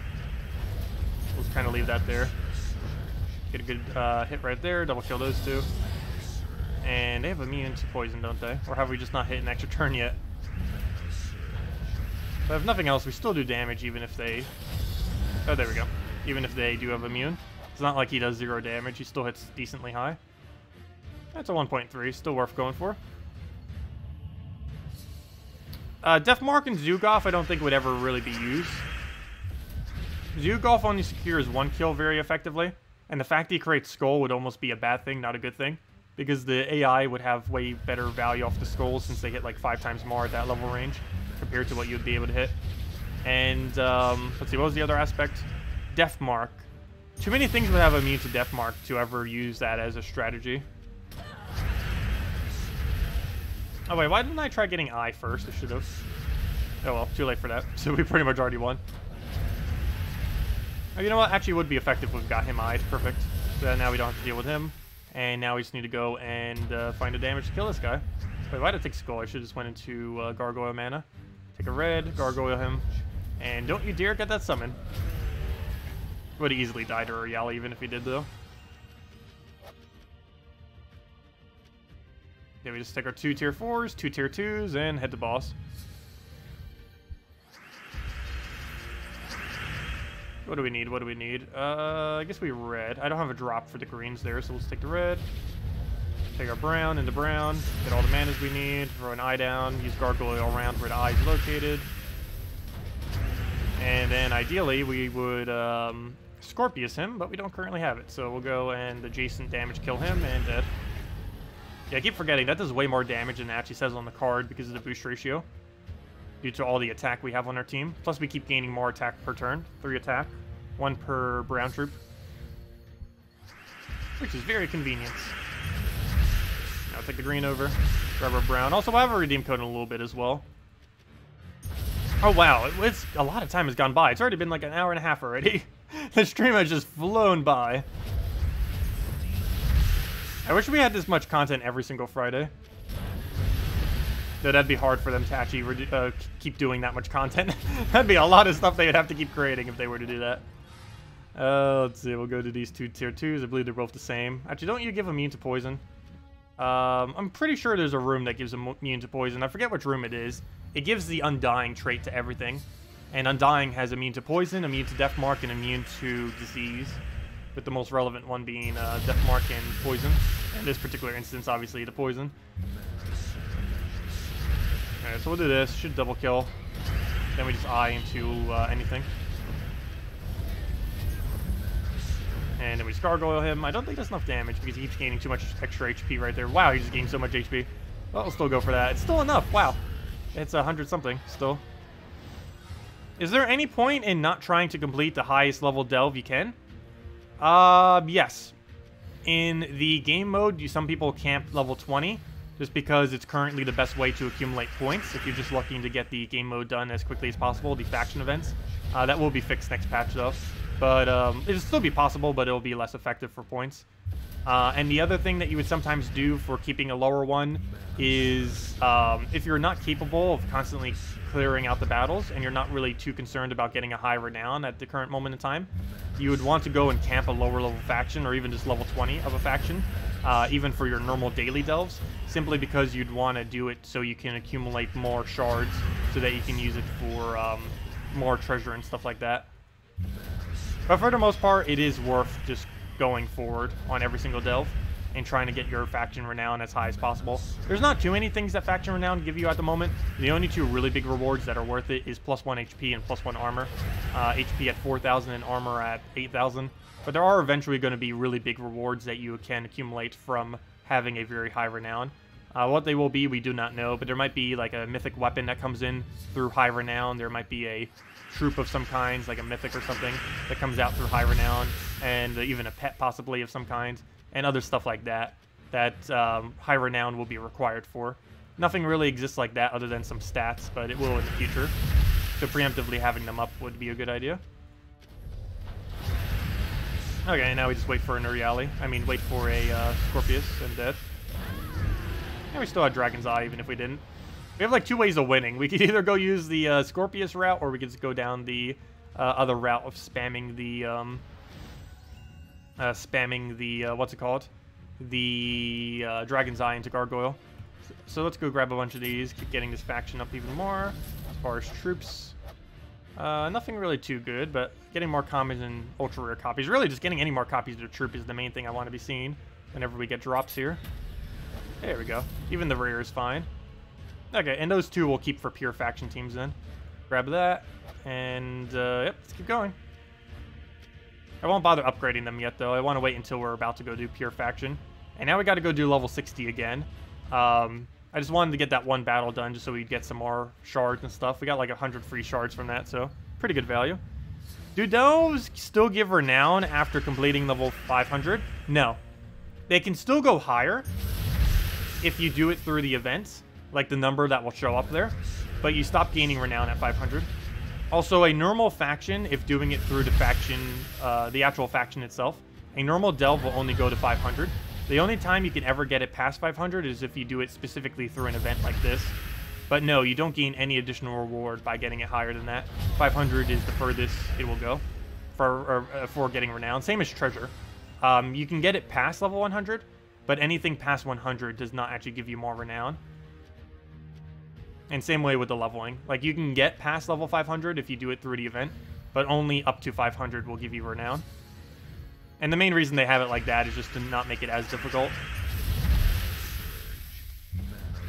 Because I believe rooms actually technically go up to level 1000. You only get points up to 500, but they technically go to 1000, if I'm not mistaken. They might even go higher than that, though I don't think anyone realistically has ever gone higher.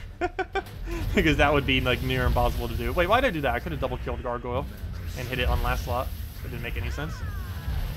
Also, that scroll was kind of pointless too, because we could just Gargoyle double killed. And there we go. There's nothing else, at least we gain more stats per turn to make him even stronger. He actually gains 2 damage per turn, the Gargoyle. One is from 3 attack, and the other one is from 1 magic, which we gain every single turn due to Scorpius. Now we got our poke in there. That should be enough to kill both of them then. Oh, I should have got Dragon's Eye to full first. Oh well, we'll just go down the kill it with Gargoyle spam route. And let's hit that right on last slot. There we go. Boom. Hello, Gamer Fox. Welcome. You completed level 500 and only got 1,960 renown. How do you get the pet? You would need to go do pure faction then. That's where you cover the rest of the points. Because you're only going to be able to cover... Oh, also, you might need to go get the treasure hoard up higher. But this will cover 1,000. This will cover 500. This will cover 500, so you can easily reach 2,000. And then the rest comes from completing pure faction with a pure faction team. You can easily do 100 or 150 with this. You could probably do up to 250 effectively with a level 100 horde, and with a few attempts. But anything beyond that starts to get pretty hard, and trying to do it for 500 is ridiculously near impossible for every faction. It's excessively difficult. I don't think a single person has it done for literally every faction yet, because of just how near impossible it is due to the stat difference and how much treasure you would actually need to even attempt some of them. But that's where the rest of the points come in. But yeah, you can easily have 2,000 to get the pet, simply from getting to 500, defeating 500 Deathless, and having your horde to level 100. As long as you have those 3 things, you have all the components you need to get the faction pet, which is at exactly 2,000. It would be, doing all 3 of those would be exact faction pet. Even if you haven't done pure faction a single time, you'd be able to do it that way and get exactly 2,000. Oh, I didn't even look at the new pet yet. Oh, that's so cute. We'll need to go wear him once we get him. I don't think we're going to be getting him today, though. We'll probably have him in a few days. Probably sometime next week we'll have the bulb biter. So that reminds me, what pet is coming next Wednesday? Oh, nothing interesting. It's just a Sphinx. I was hoping it would have been a new one. Anyways, let's keep moving forward.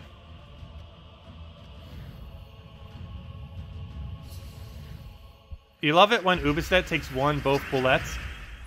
Wait, does it actually hit both bullets on that battle? I guess it does, as long as you don't hit too many skulls on Rock Troll. Yeah, we're getting Eye down first. That'll also give us the mana we need to get rolling. Wow, that did a lot of damage. Oh, that didn't hit what I wanted it to. If that would have hit that, that would have been so much better. But oh well, now we need to go re-kill him. I guess we gargoyle right in the middle. That might be enough to triple. No, it is not. They both live, but luckily his skull cleans up. And now we just take a yellow into Scorpius. Doesn't even matter that he's poisoned. Or not poisoned, I should say. It's enough damage to kill. Even if it wasn't, we could have taken a skull first. Oh, we're about to gain a level 2, 1,350. Halfway to 1,400. I have no clue what stat we get, but it's probably something useless. I think it's just 1 armor or something. Okay, let's start getting Gargoyle up. I don't know why I didn't even just start with that. We'll move that down. Grab ourselves a brown to a brown, ideally. Perfect. Grab all that. Even got Dragon Eye ready. Scorpius will not double kill. And Gargoyle is not enough to kill it, I don't think. So I guess the game plan is Scorpius now, Gargoyle middle, and then that just triple kills them. Or not. 3 HP, really? And it dies off for Yali. That's funny. Naga dies to Naga. And then we'll check the 2 tier 2s, see which one goes to first, go from there. Hey, finally, another Valraven. There we go. Very nice. We need that little guy. We'll throw this right on the Valraven itself, because that needs to die out as quickly as possible. Definitely don't want it escaping, that's for sure. Throw this on last slot. It's enough to kill. And now we just have to hit him with 1 skull. Or anything. Or anything. Come on now. Gonna get barrier here now too. Now we need 2 hits to go kill it. Unless poison gets rid of it. A good burn and poison deals with it. Let's take a red and gargoyle him, I guess. That'll be... Oh wait, never mind. Duh, he doesn't gain barrier. My bad. I forgot. He barriers his entire team except himself. He only gains armor. Yeah, which tier 2 is better? 1.15 and 1.15. Guess it doesn't matter.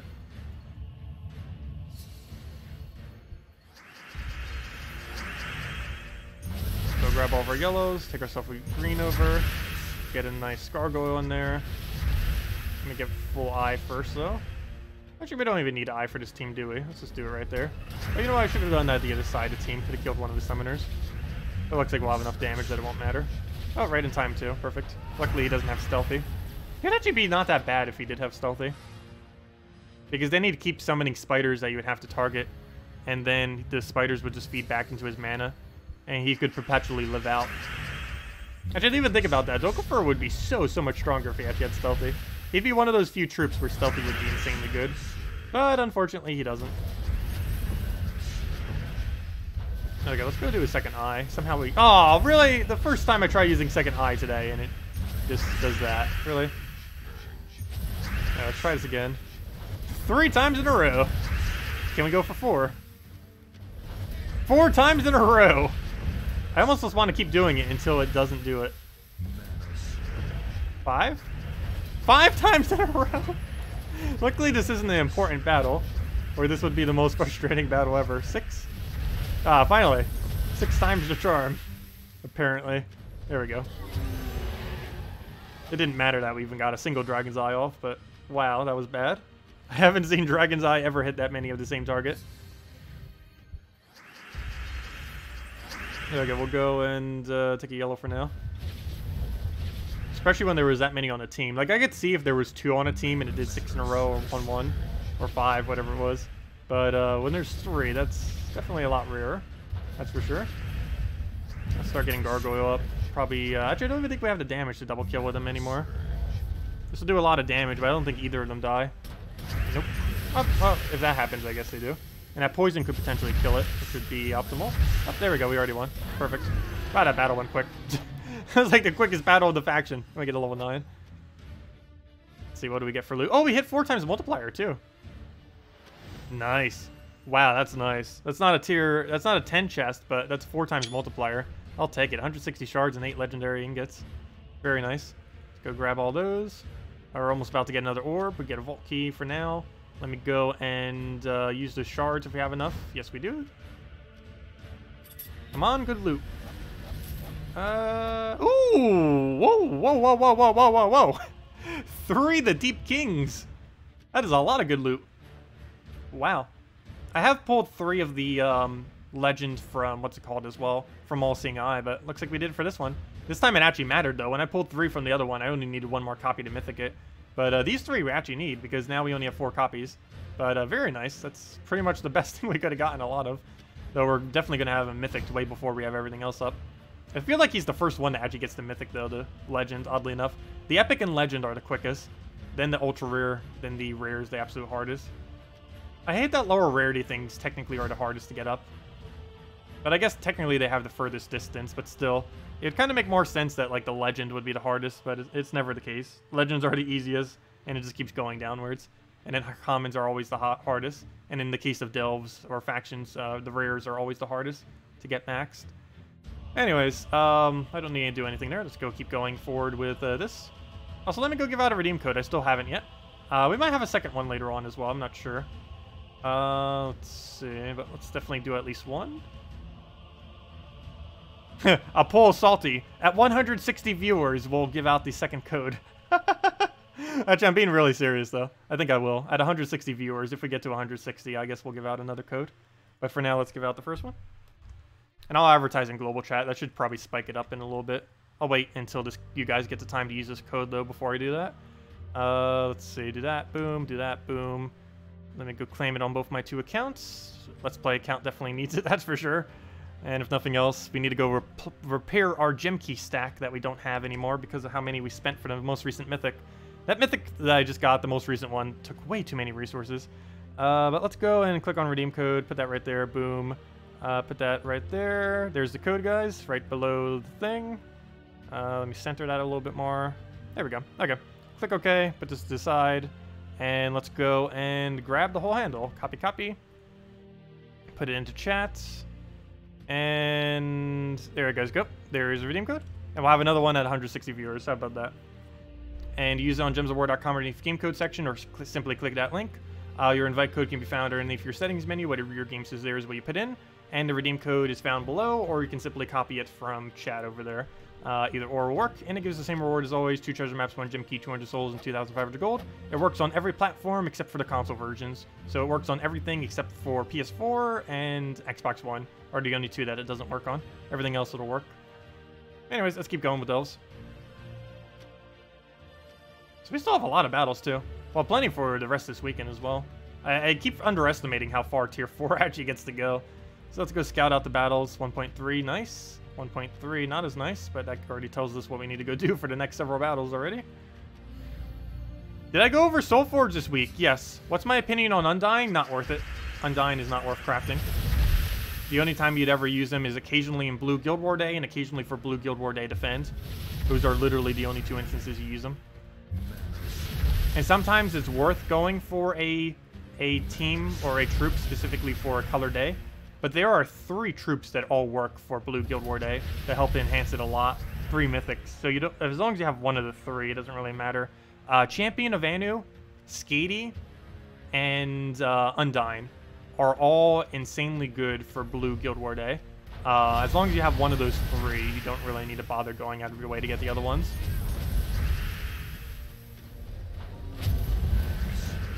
And of those 3, I'd probably consider going for Champion of Anu, for the sole reason that he's the only one that can currently 10-star his kingdom. Owning Champion of Anu is required to 10-star Sword's Edge, which we actually just did during the stream. But there's no way to 10-star it if you don't own him. And the other 2 of Skady and Undying are not required. Oh, he actually got to transform on us. But the other two are not required for a 10-star, because neither of the other two kingdoms can currently be 10-starred at the moment.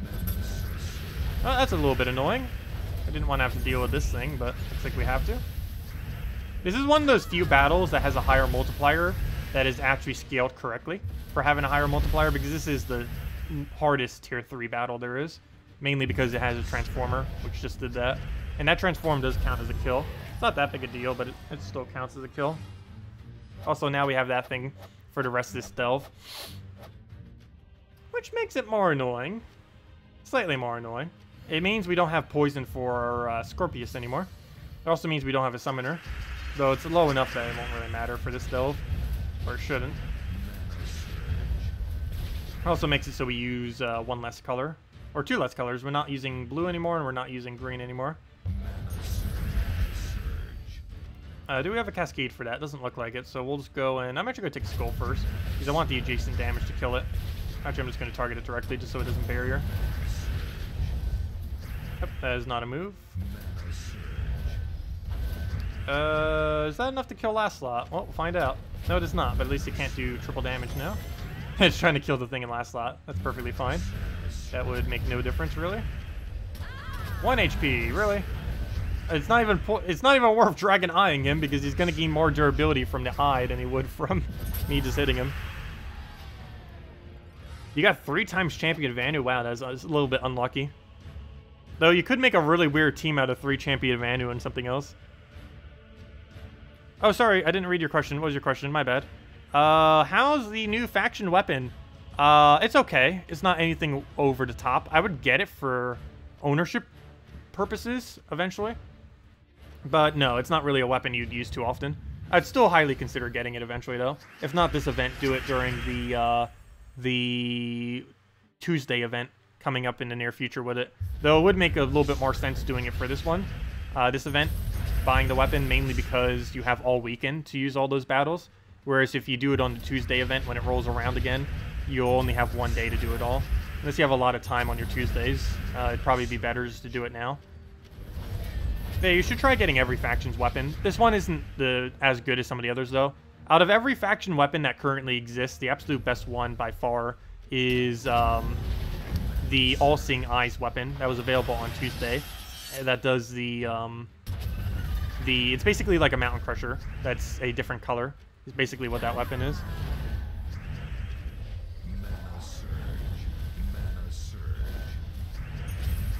Yeah, we'll take ourselves a brown. Also, this transform does count as Baby Dragon's transform. It's only a 20% chance, though, that it happens.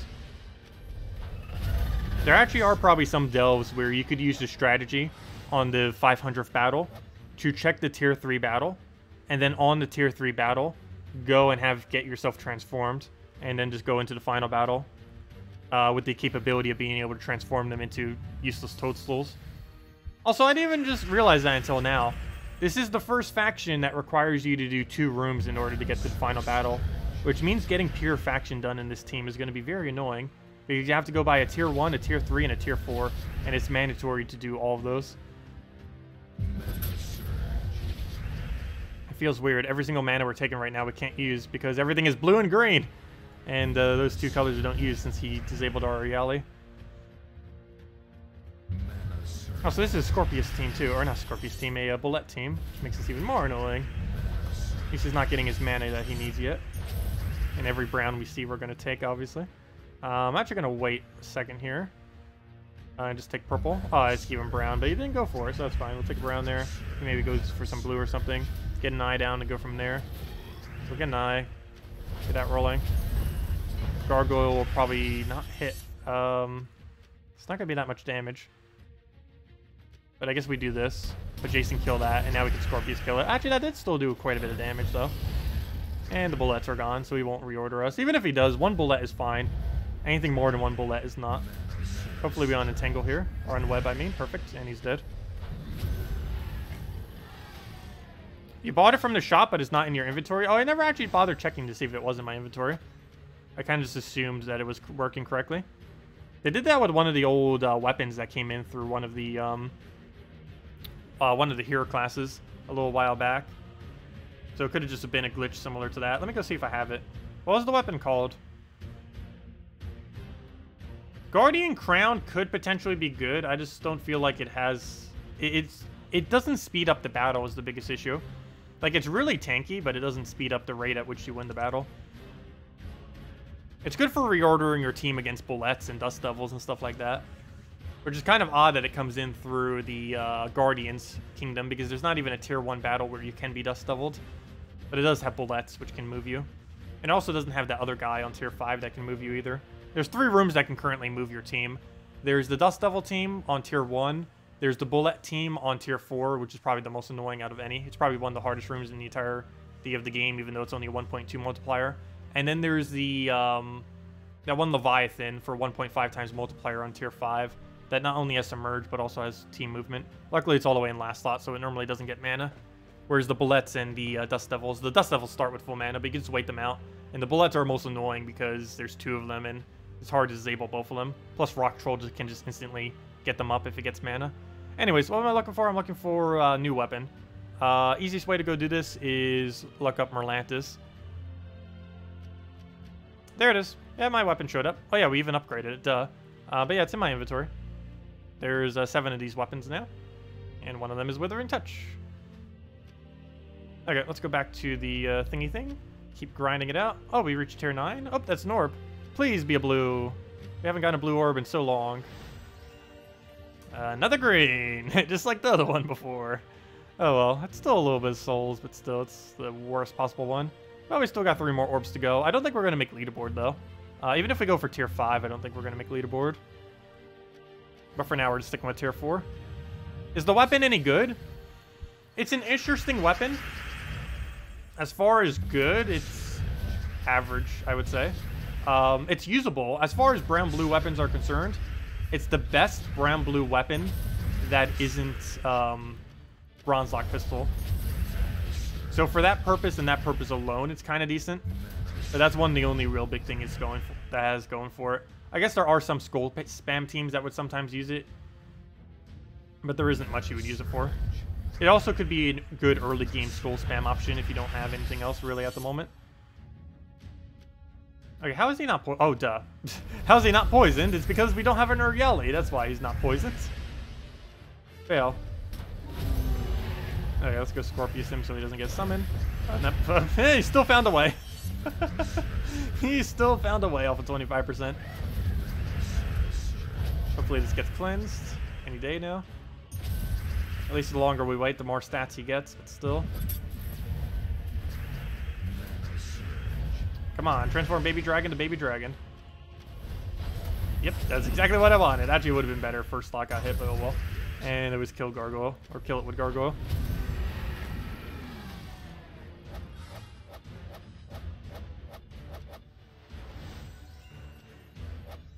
Oh, yeah, that might be why. Yeah, I don't know why, but the typing of the weapon only counts as the kingdom and not as the kingdom in the faction. And for that reason, you also can't run it for pure faction. It's impossible to run hero in pure faction. I really wish they would at least allow you to run the weapon in pure faction, but they don't. It'd make it so much easier if you could. Because most of the pure faction weapons, while they aren't the best of things, they're normally better than what the Delve troops are that are within the faction. Plus, you can use any hero with it, so you could use like Titan spam to barrier spam and stuff like that. Oh, I can't hit that properly because he is stealthy. Still going for it though, because it's still enough to die or kill it out. Did he just agile it? Yes, he did. That would have killed if he didn't have agile. Not a big deal though. Just throw another gargoyle. Even with 0 magic, he still has enough boost ratio off attack. That doesn't even matter. Fox's Den. I didn't even realize that each one of these have a name. Every single Delve room actually has a name as far as what it's called. I wonder if they're going to do the same with all the ones in towers. I assume they would. Because most of them will overlap into Delves as well. I wonder if they're just going to keep adding game modes that are like Delves now. Because next game mode is almost like exactly Delves, except with a lot of communication with your guild. Actually, it's like Delves, except the inverse of Delves. Instead of wanting to do every single room, you want to do as minimal rooms as possible. So it's like Delves, but inverse.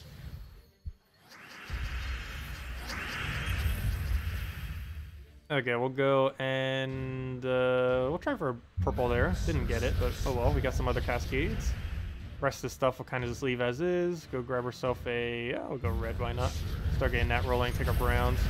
Grab a good gargoyle. Let me eye him first though before we do. Get a good brown in there. Get another brown in there. Eye him down again. And we still don't have a Riele. It's surprising how much longer it actually takes without having a Riele, because it basically makes Scorpius a lot less efficient to use. There we go. Well, that battle still went pretty quick. I don't know why, but the last battles keep going super quick. Oh, our first level 10 chest of the day. Very nice. Hopefully we got some good loot in there. Oh, 4 times multiplier with it too. Why so much gold? No, no, we don't need that. Oh, at least we got 156. And we only got 20 instead of 30 renown there because the transform does count as a death. There we go. Go to mail. Go and claim our little bit extra rewards, a little bit of ingots and everything. And we're 7 short. So let me go and claim those 7 real quick. Should have it under rewards. Nope, don't even have it under rewards. Guess we're going to have to do normal rooms to go get it. Oh, there's our 1.5. Nice, 1.3 or 1.5. We might even hit over 4 times with this current battle then. Hopefully he won't transform us this time.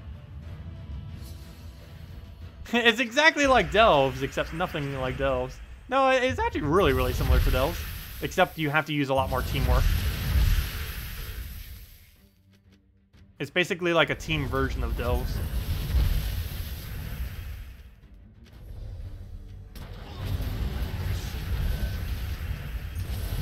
Okay, we'll write it down on last slot, and that goes.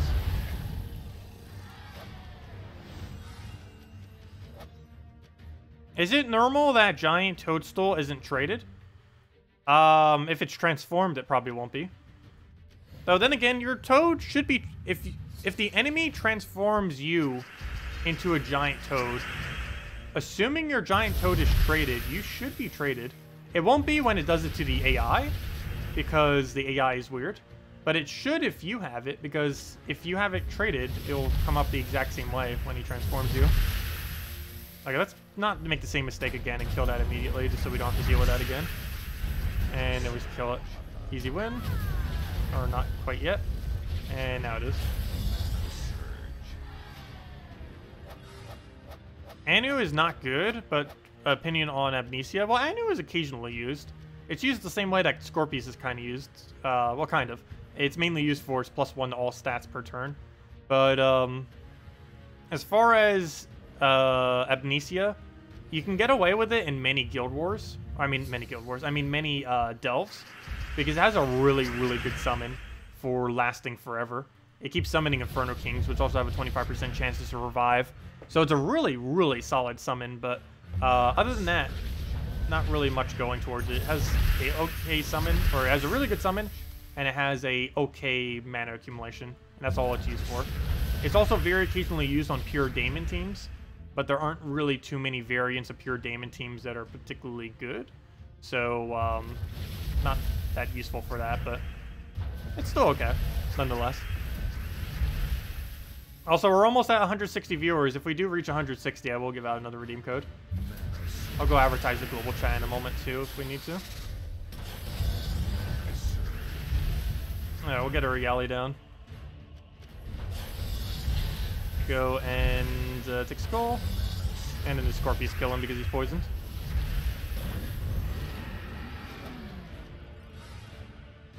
Take our 1.5 tier 5 battle. And it's just as easy as all of them. The only real big issue is he does have movement. It's one of the 3 rooms that have movement. He knocks first slot to last.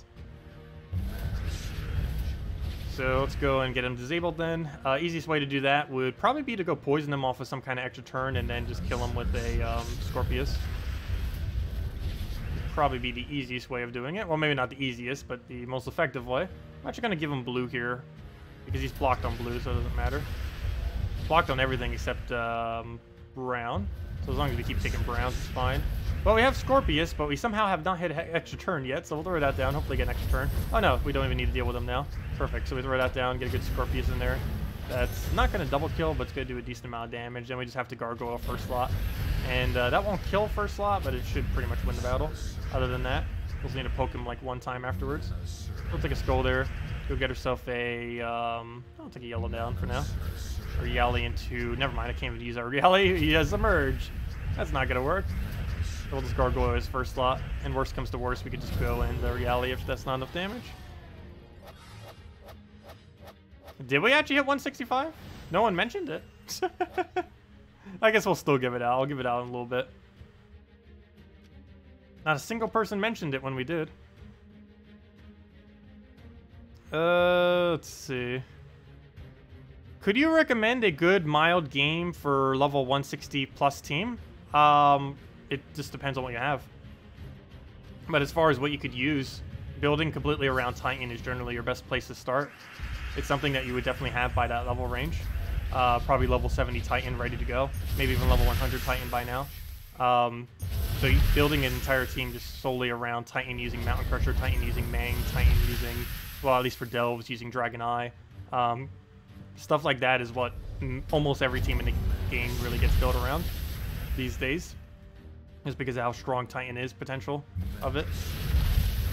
It basically covers everything you ever need. Has mass barrier, has board clear, has half mana start, and just has so many perks that make it really viable.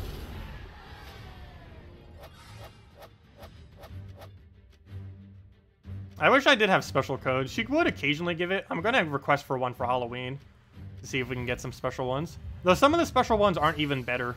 Like the ones that give minor trait stones. To late game players, those are actually worse than the normal codes. Because it sacrifices the slight amount of souls for useless minor trait stones.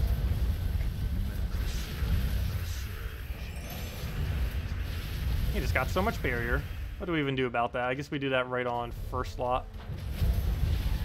And that gets rid of his barrier. And now we have to deal with his last two slots. Oh yeah, I forgot. I can't poison them, can I? Dilemma. I guess we have to go down the Dragon's Eye spam route. Probably be the easiest way. Because I can't actually damage them properly. Really, 2 HP? What are you doing? Luckily, we can kill them off of Titan explosions. If we can actually get some extra turns.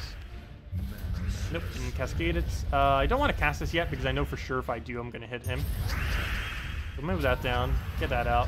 So now I got these two to deal with. We'll eye one of them. And now we can just gargoyle into dead.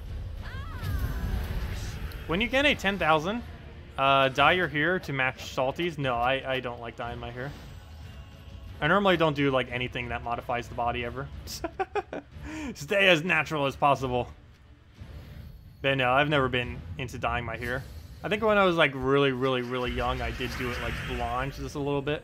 But other than that, I never really did it ever. Okay, we'll go and throw it right in there. Never mind, he is stealthy. Good job. We'll go throw it on that one then, because that looks like the only one we could actually kill there. What do we need? Throw it down again on you. Jason kill the other one. And then we just eye into anything, and that should kill it. And we just kill it with Scorpius. She's blonde now because she has to be a normie.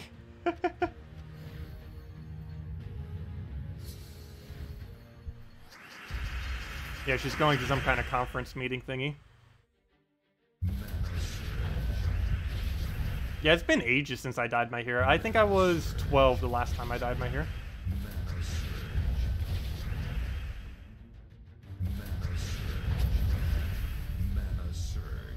No, I needed that mana.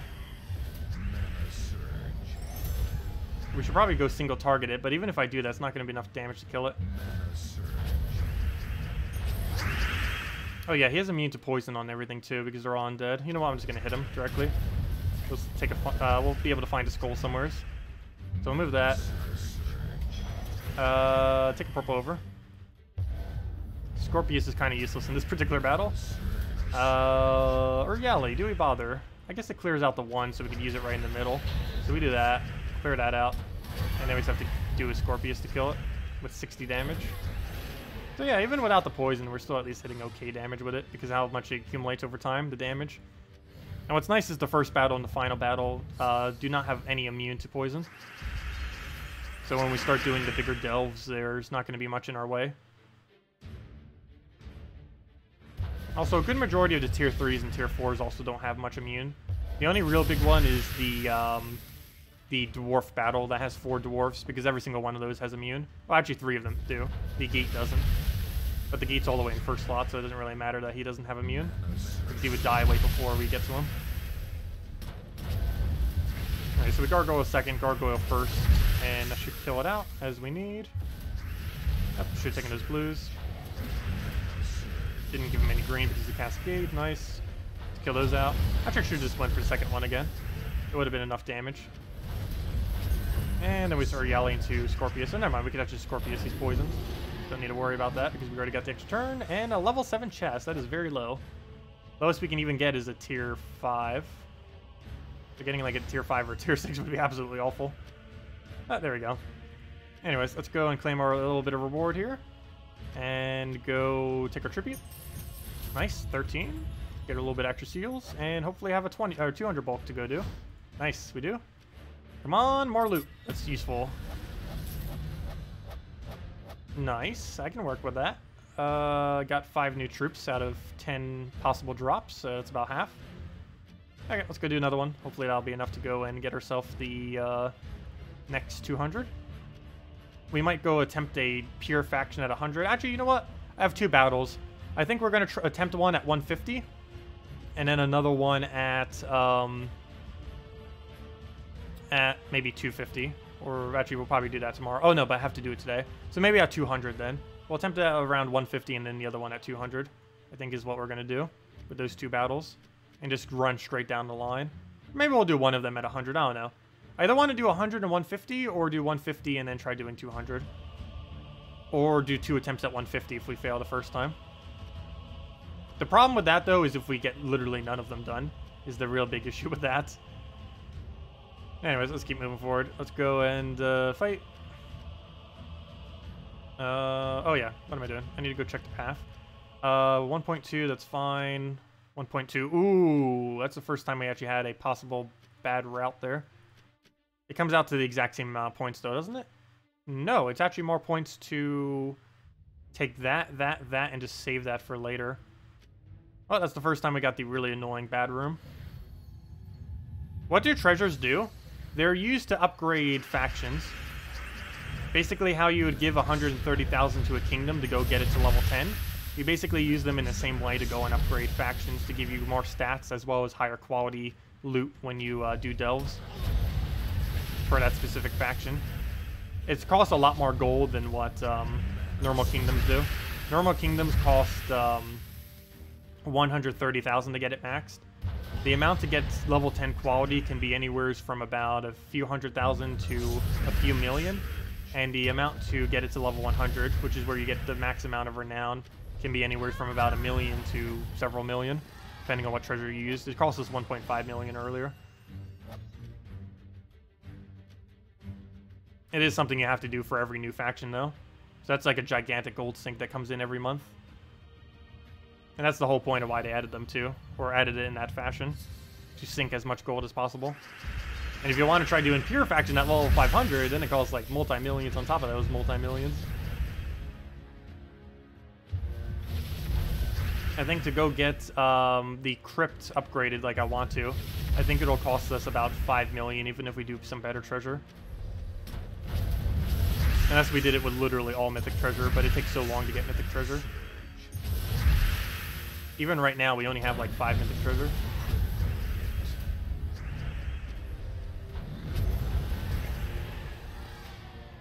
If you just want to stay level 20 at the new faction, what is the fast team you suggest?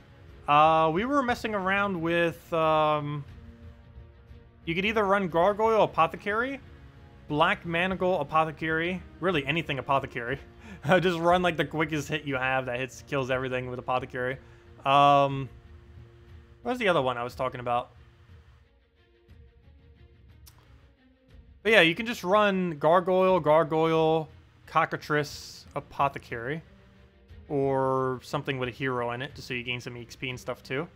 Like Gargoyle, Apothecary, Cockatrice. Actually, Gargoyle, Cockatrice, Apothecary, hero using Titan, using... or really any hero class that starts with half mana. using like Black Manacle or something. Alternatively, you can also use a Dispel hero class, so you don't have to deal with Submerge.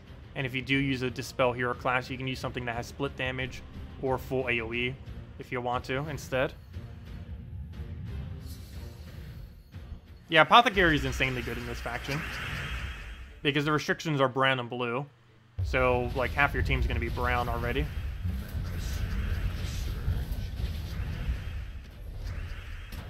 It wasn't as good in All-Seeing Eye, even though you could use Apothecary there, simply because of the color restrictions and the fact that it denied it. And in Crypt, it wasn't really that useful either. But in this faction, it is insanely good to use Apothecary.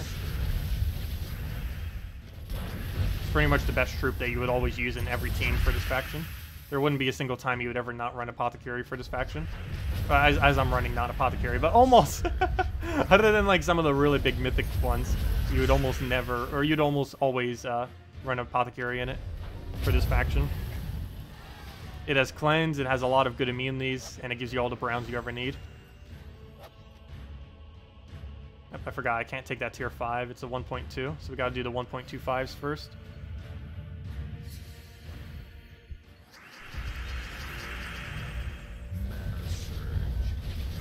The new legendary, I don't know if that's enough damage to work, but yeah, I guess the new legendary, oddly enough, is good against the faction itself. Because it's anti-submerge. I don't know if it would have enough true damage to kill the tier 1 battle. But yeah, I guess you could run the new mythic. I mean, the new legend, I mean. Why do I keep calling him mythic? But you can run the new legend and just double cast them. I don't feel like he would ever kill in first slot, or in one cast, though. It would take a lot of luck in order to get that.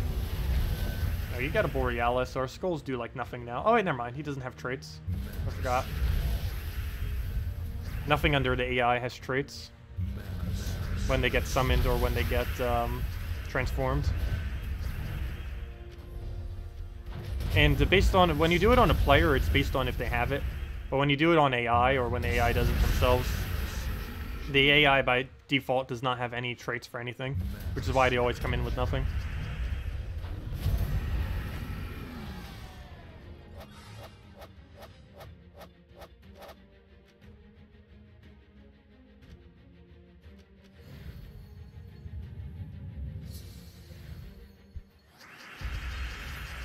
Let's see. A quality 10 total upgrade costs you about 500,000 to 1 million. Yeah, it can be quite costly.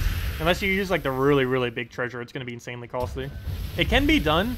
Oddly enough, a faction can actually be maxed to 10 quality for cheaper than the cost to get a kingdom to level 10. But you would have to use mythic treasure only in order to do that. I don't even think legendary treasure would be able to get it cheaper.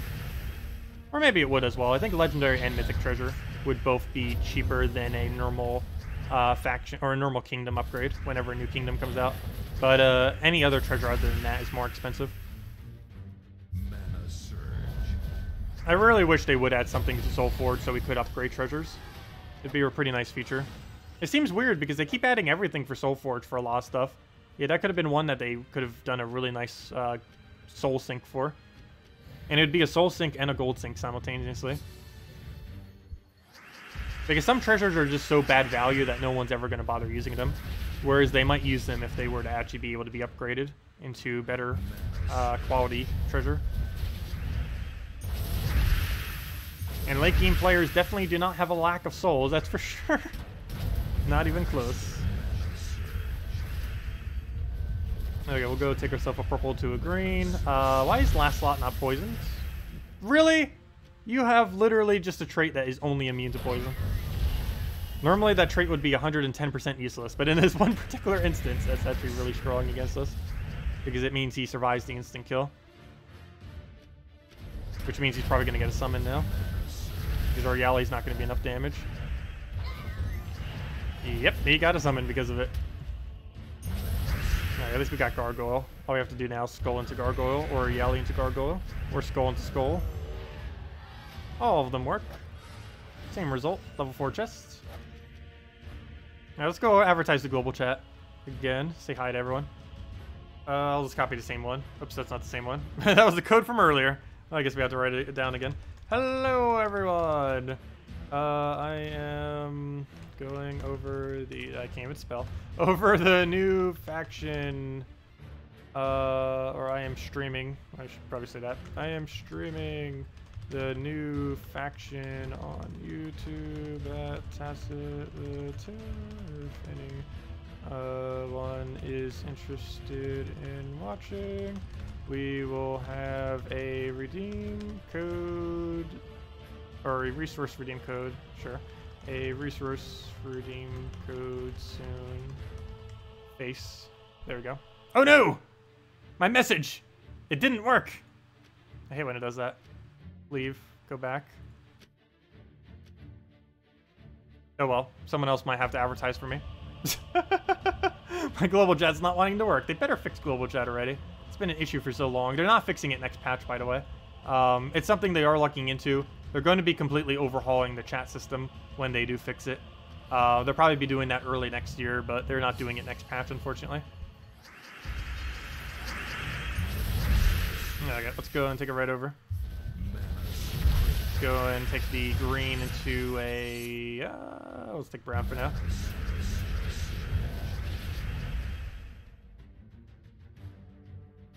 Grab ourselves an eye. Actually, let's take blue first.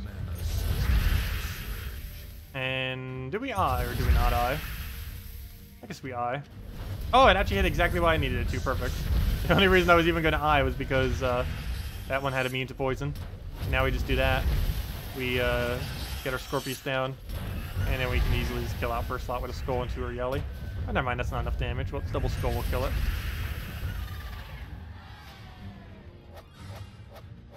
Wait, did someone have a 1-3-3-4 seal requirement? That is an oddly specific amount. It wasn't that one. Wait, was there a guild that had it? That is a really, really weird requirement to have. I don't see anyone that has a 1-3-3-4. This one had 1.5k. I mean, I don't see a single one that has that. I wouldn't be surprised if someone has something really weird like that, or 1-3-3-7 or something. Just as a joke.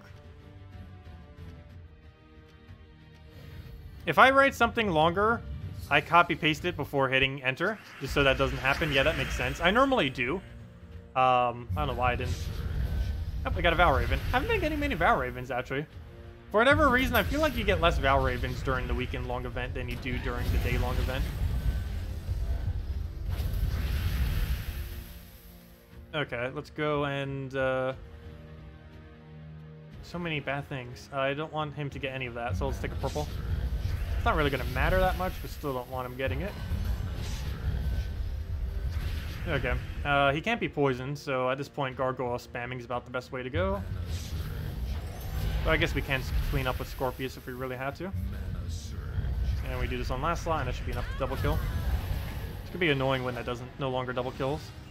We're quickly going to reach that point, but luckily we're not at that point yet. Again, this will be a tier 9 chest. We only got one tier 10 so far. Though tier 9 basically is a tier 10. There's only like a very, very small difference in loot.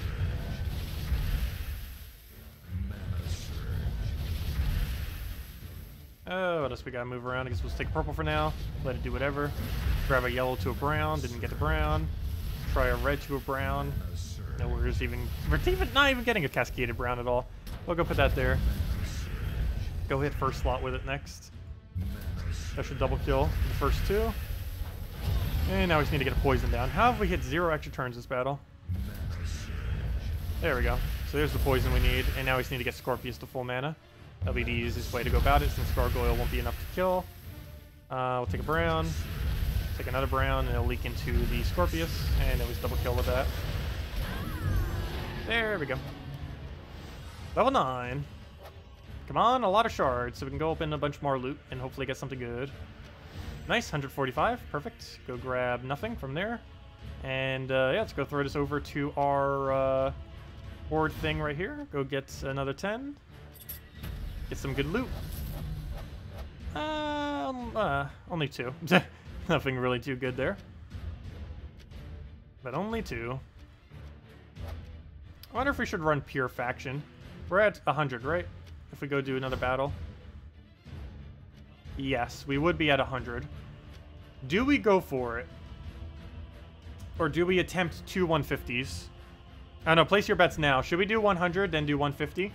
Or should we do 2 150s? Or should we do the 150, see if we get it, and if we get it first try, we try 200? Or something like that. Yeah, let me know. And we'll figure it out later. I'm leaning towards 100 and a 150 to play it safe. Or 2 150s.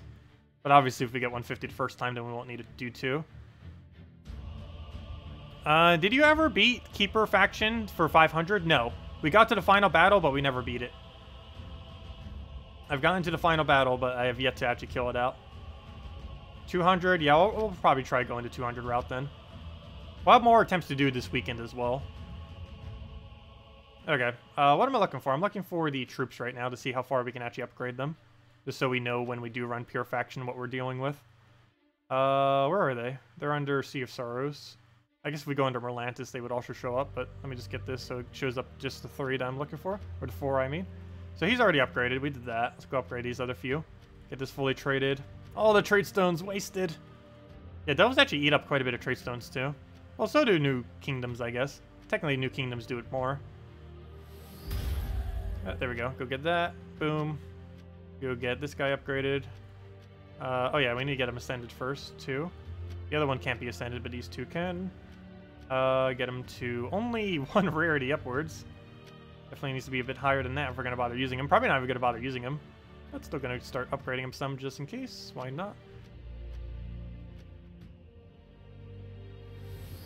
We actually got 3 legendary drops within 200 shards. And we got the other one at one point as well. But yeah, you can go on really gigantic dry streaks with it.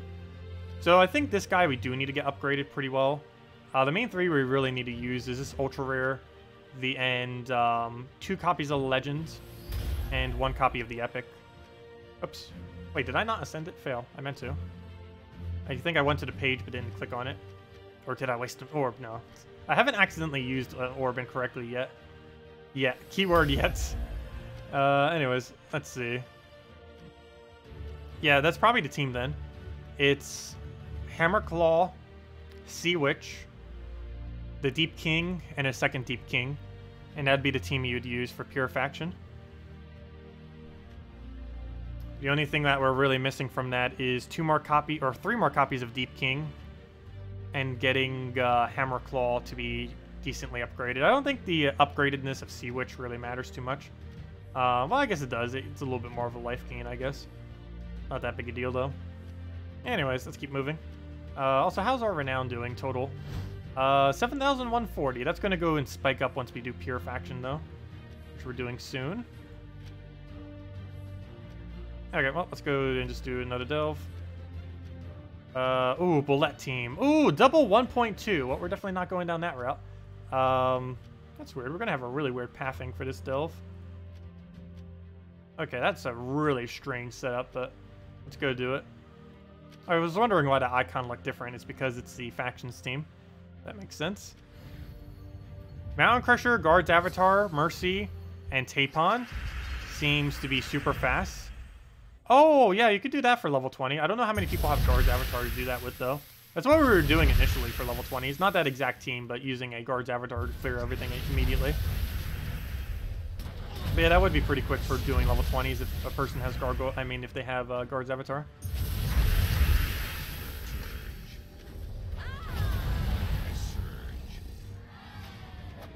The only problem is it requires that Mythic. Otherwise, you'd have to do it with Gargoyle or some kind of other troop.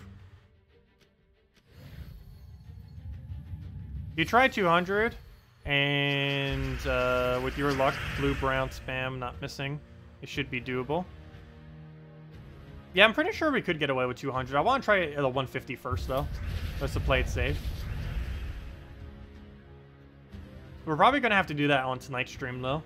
I don't know if we're actually going to reach that in this stream or not. Okay, let's go get another hit down. Also, we will have another redeem code in a little bit. What do we need? What do we need? We'll go grab, actually, probably after we finish this faction, I'll give out one. What do you think about Hammerclaw? Hammerclaw. Why can I not recall what it is? Azura, Nimue, and Deep King for PvP. That sounds like it would be okay. It seems a little bit of a weird combination, but I guess going with that many submerges could synergize with each other. Or that many merfolks, I mean. I feel like most merfolk teams aren't worth building, though. Oh, why'd I do that? I tried doing that to get full mana on him. Yet that has no correlation with the two. Let's go throw that down and dead. Okay, pathing. We do not take that route. We go for the two 1.25s. Then we go for the three 1.2s, and then we go for the other room.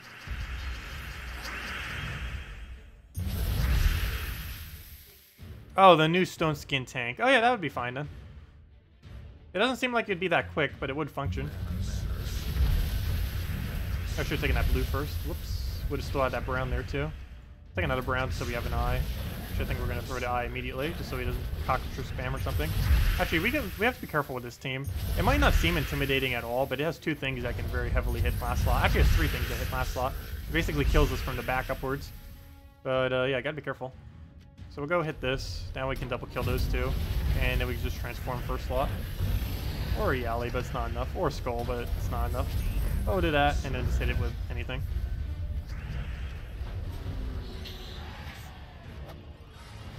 Level 2 chest, nice. That moving forward. We'll take this other room.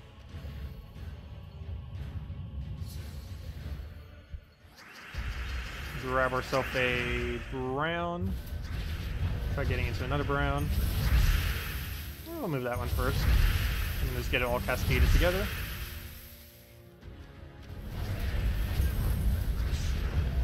And then we can just throw this on the first slot if it'll even let me. Skull will not be enough because he has stone skin, and we have no way of actually removing that stone skin. So let's take a skull on him. Grab a bunch of reds. First slot we kind of just leave as is. Actually, you know what? We'll go get eye real quick. Throw Scorpius down. Get a... I guess we kill it and then eye. It's a little overkill, but it's going to be worth it. And then he's pretty much dead. All we have to do is just get that random skull that adds him. What's my pure faction for this kingdom? The 50% skull reduction, the one that creates brown and blue, followed by 2 of the Sea King, is what I'm planning on doing for pure faction. Okay, let me do this battle first, just so we don't have to deal with bullet reshuffle in case it does get it. Then again, one reshuffle doesn't hurt us at all. It's only when it double casts when it starts to matter. That's actually probably one really nice thing about this team. Is bullet is basically irrelevant actually. Even though I'm still kind of worried about it. I'm more so worried about it because it has a lower multiplier than anything else. But yeah, this team's actually pretty fine against it compared to most other faction teams. Ah, double stealthy, I hate that. Okay, I need an easy way to kill that. I guess our Yali at this point would be the best way, and then we just Scorpius, I mean not Scorpius, Gargoyle the last hit, or Skull, that works too. And we gained a level, nice. Do it right on purple, keep going pure purple, because why not? Let's go and claim our extra reward for our level. One event, or 1 glory key and 1, I mean, I was right the first time. 1 event key and 100 glory. I thought I said it wrong, and it is actually correct. Okay, let's keep going with it. I'm about to get the next reward as well. Right, let's keep going. Take tier 4, other tier 4, and then go over to the other tier 2.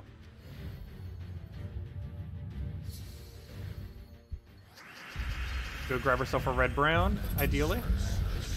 Didn't quite get it. Move that brown over. Let's go take a red. Also, let's go say hi to Global Chat again real quick. And let me actually copy-paste it so it goes in. One last time. Hello, everyone. I am streaming the new Delve on YouTube at Tacet the Terror. If interested, sure, why not? And we will have a redeem code soon. There we go. And we'll switch up the face. Let's copy-paste it so I don't mess it up this time. There we go. There, okay. Let's see if that attracts anyone. Okay, and we'll go and deal with this Gargoyle team.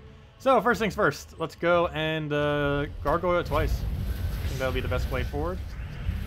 And then Gargoyle third slot. And there we go. Dead already. That was quick. Good job, Gargoyle. You dealt with that so ridiculously quick. 2 Gargoyles, boom, dead. That's all it took. Yeah, Gargoyle actually has insane damage for lower level delves. Because of how many extra benefits it ends up getting. I know, the soon TM. When will it be? Soon TM. Very soon TM. Oh, there we go. Dead. No, we'll give it out after this delve. Which should be almost done. Just got to do this room, then got to do the other room, then the boss room.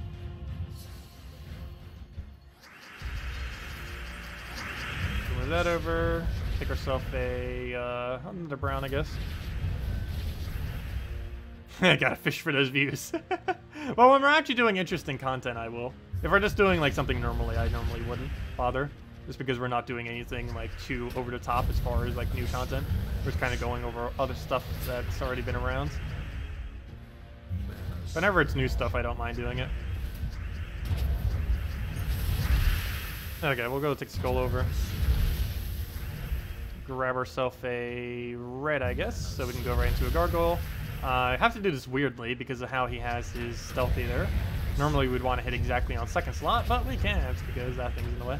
But we can go Regali, kill it here, then we can just Scorpius for the win. Can we get full mana on you? Yes. No. It didn't surge, but it did Cascade. So all we have to do now is just Scorpius. Oh! Wait, Scorpius doesn't kill, does it? That's an issue. Can't really do anything to change that, though. I guess we go and... let me use Gargoyle first, then. Wait. Gargoyle is kind of pointless. Never mind. So we'll do that. Oh, at least it makes it so we can't take a skull, but then he still gets a skull. Oh, I gotta be careful. I forgot. If we lose something, it's gone forever. It's gone forever. Oh yeah, I forgot we have a summon. Oh no! The summon uses brown! We're still blocked. That's funny. That actually does do some decent damage though. Not for delves, but for like cleanup of stuff otherwise.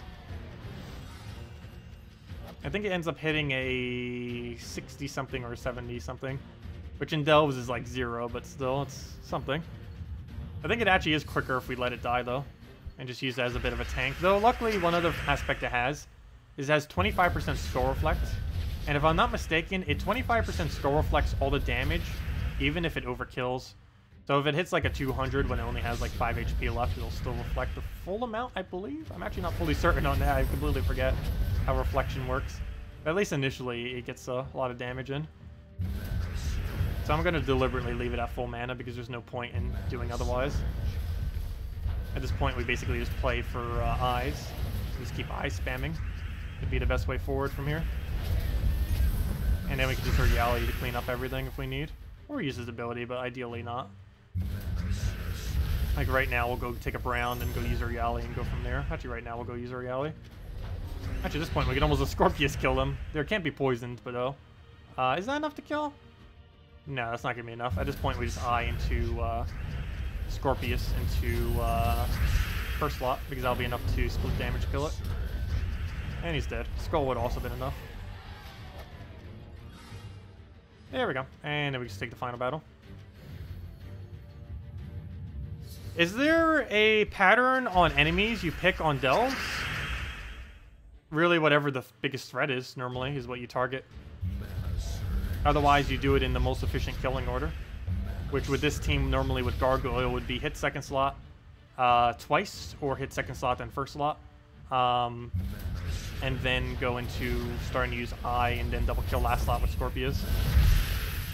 But it depends heavily, with this team, it depends heavily on what their team actually is as far as what we focus.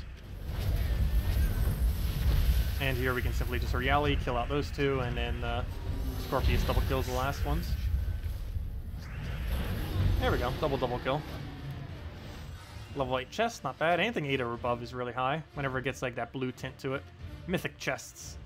Ooh, speaking about mythic chests, mythic ingots in the mythic chest. Very nice. It's not actually a mythic chest, but it kind of looks like one. It has that same blue tint to it. I think that's enough to go open another 200. Yes, it is. Come on, more copies of everything that's troop related. Nice. Nice. Okay, we need 2 more copies of you, right? No. Yes. Because now we have 5 copies of the legend, so we need 2 more. because we need 2 of them for pure faction team. Gold ring, useless. Let's go check over mail, grab all that mess. And oops, I don't want to go in there. But how's our renown doing? 7,160. We might get it this weekend. We might. It depends how far we can get on pure faction. I don't think we can get much further than 200. 250 at like the absolute highest, but we'll see how it goes. Anyways, let's go back to next one. Oh, before I do though, let me give out a code. I did say after this faction I would, and it is after this faction right now. Let me go give out another code. Let's see, where are my codes hidden? I just used one. Where are they? There they are. Okay, let's go and edit, copy the next code. Boom, mark it, copy. Save.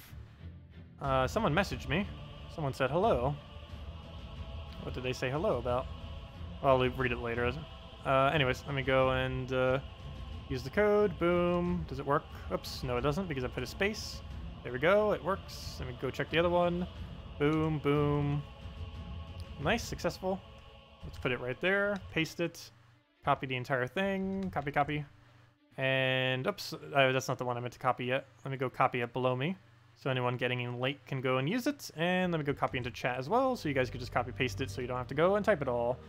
Redeem code, right there, boom, put that right there, paste it, and move it over a little bit.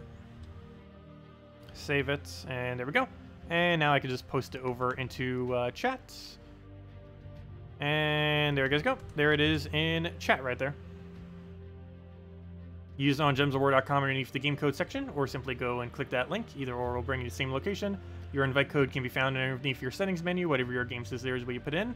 And the redeem code can be found in your, or right over there. Right where it says redeem code and right over to the right. Okay. And just claim the normal reward from the redeem code. 2 treasure maps, 1 gem key, 200 souls, 2,500 gold. But yeah, we'll have something shiny for Halloween, hopefully. I'll go ask Salty for something. I don't know if we're going to be doing a day-long Halloween stream like we did last time. Mainly because I don't know what the content would really be if we even go do it. 12 hours of maps? No. Also, I might actually be going out for Halloween this year for once. Normally I don't, but I don't know. I'm still considering it. But I'll see. But, yeah, that's still not set in stone yet. But, yeah, we might do something for a stream on Halloween. I want to do something related to it. I just don't know exactly what it would be. Wait, tier 3 can be 1.15? Since when? I guess that's always been 1.15. Weird. So now we actually have to go take the 1.2 room first. Or you know what? Maybe we don't. Because the tier 4 is a 1.25. So it still comes out to be the same reward, even though it's a 1.15. So never mind. We actually never need to take the 1.2 before the tier 3. There's not a single instance where that'd be needed. Because if we go and do that, it still comes out to be the exact same amount of points. Because if we take a 1.5 and then a 1.25, it comes out the same as taking a 1.15. Or actually a 1.15 and then a 1.2 comes out to be less. So yeah, we take the 1.15 is basically the verdict of what we need to go do. And then we'll come back around to the 1.2. And the only reason is because it's blocking our path. Is the reason we have to go do this. Lower battle. Alright, so we'll throw a gargoyle on the most annoying one, which is a transformer. Plus it's the one we'd be targeting regardless of if it was a transformer or not. And now we'll do it on first slot because that will double kill. And I guess we try getting eye on second slot, or last slot I should say, perfect. And now we can just kill it with Scorpius, or better yet, just do Gargoyle. But we need to wait for him. You had 2,300 shards and pulled 3 troops. Your kid used 200 shards and pulled 1 each troop. Very nice. Yeah, we ended up getting 3 of the legend on when we did when we pulled 200. So we got pretty lucky with it. But yeah, it's very random. Sometimes you can get it like immediately. Sometimes it takes like thousands of shards just to get 1 legend. Just comes down to luck. We'll get an eye down. Hopefully get Scorpius up. How did I not get Scorpius to full mana? Let's see. I'll move that over. I'm going to go actually for a second eye, oddly enough. Was hoping that would give us 4 Yali, didn't though. So we'll go and double kill off of that since we don't have our Yali, and then we can just kill it with Scorpius. Only problem is if it summons. Yep, okay. And it's slightly annoying, it does actually come in at a higher level range, so we do need to go and deal with its ridiculously high skull damage. Actually, it's not as high as everything else in Delves, but still, it's up there. It's definitely up there. I'm gonna go take a yellow over, take a brown, get a gargoyle, dead. Not dead yet. Or Yali's not even enough to kill it. Hopefully he leaves us a skull, and he does. Perfect.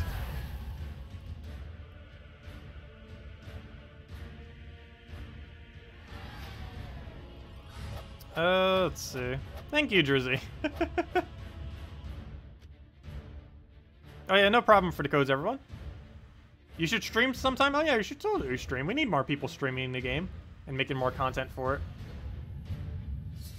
I feel so alone on YouTube. Like whenever I look up Gems of War, like almost no one's making content for it.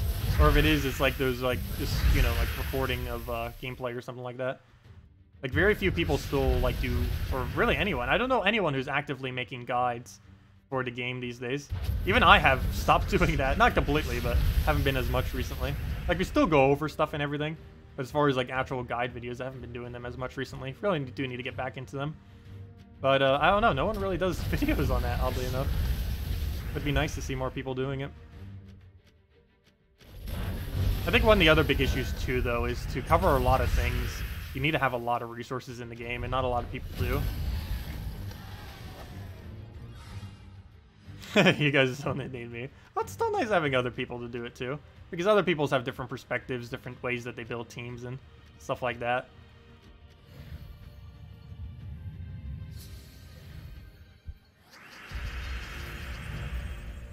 Alright, we'll take a brown, get a red.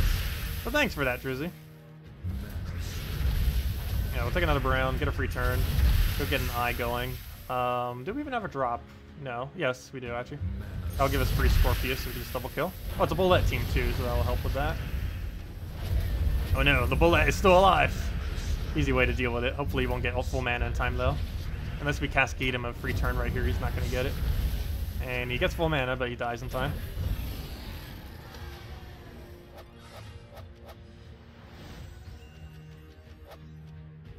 Okay, go to tier 5, take out the 1.2, the 1.15, and then just head to the final room. This was a really weird layout this time around. Oh, I didn't even realize that. Since the previous battle was a 1.2 and the other one was a 1.3, I technically could have gotten away with just going down this path. Really, the only time it wouldn't be worth going down this path would be if it was a 1.2. That's the only time you would save this one for last. Every other time, I guess you technically could go for it immediately. Well, I guess delaying it could be somewhat good because you get more treasure from it, I guess, kind of. You get like slightly more gold and stuff from this battle. So saving it for a little bit later gives you like a few hundred extra gold. Obviously that's pretty trivial, but I guess actually saving it a little bit longer when it isn't a good battle. Like if it's a 1.3 or a 1.2, I guess you save it for last. But if it's, or not like absolute last, but you do the other tier 4s beforehand. But if it's a 1. Well, actually never mind. Yeah, if it's a 1.2 beforehand with a 1.3 there, or if it's a 1.2, you go and do all the other rooms before you do it. But if it's a 1.2 beforehand and then a 1.3, I guess you can technically also do the same. I don't know, it doesn't make that big of a difference. The amount of time it takes us to figure it all out sometimes is like, yeah, just go do them. Whoa, what are you doing? Don't be killing the gargoyle. You're not supposed to do that. What are you doing? That's not nice. Stop it. Okay, we'll go and get a nice eye down. Hopefully that hits first slot since he has mana. Currently not. He didn't even hit a skull on it. We'll take a skull. Do we even bother summoning? I guess we will. Why not? There we go. Have a little summon. And that'll be our frontline tank for whatever battle. So it can just absorb all the skulls. And now we have these two. A 1.15 and a 1.2. So we'll take the 1.2. Hello, Lemar. Welcome. Also, anyone just getting here, make sure to use the redeem code below. It should still be active. Okay, we'll take a red, take another brown, take another brown. Go grab an eye down. Grab a second eye down. Apparently just wants to hit the exact same thing. We'll go double kill this. And then we could just, well, never mind. Wait, how did he die? Wait, how did first slot just die? Hold up. How on earth did first slot just die? Wait, click on live.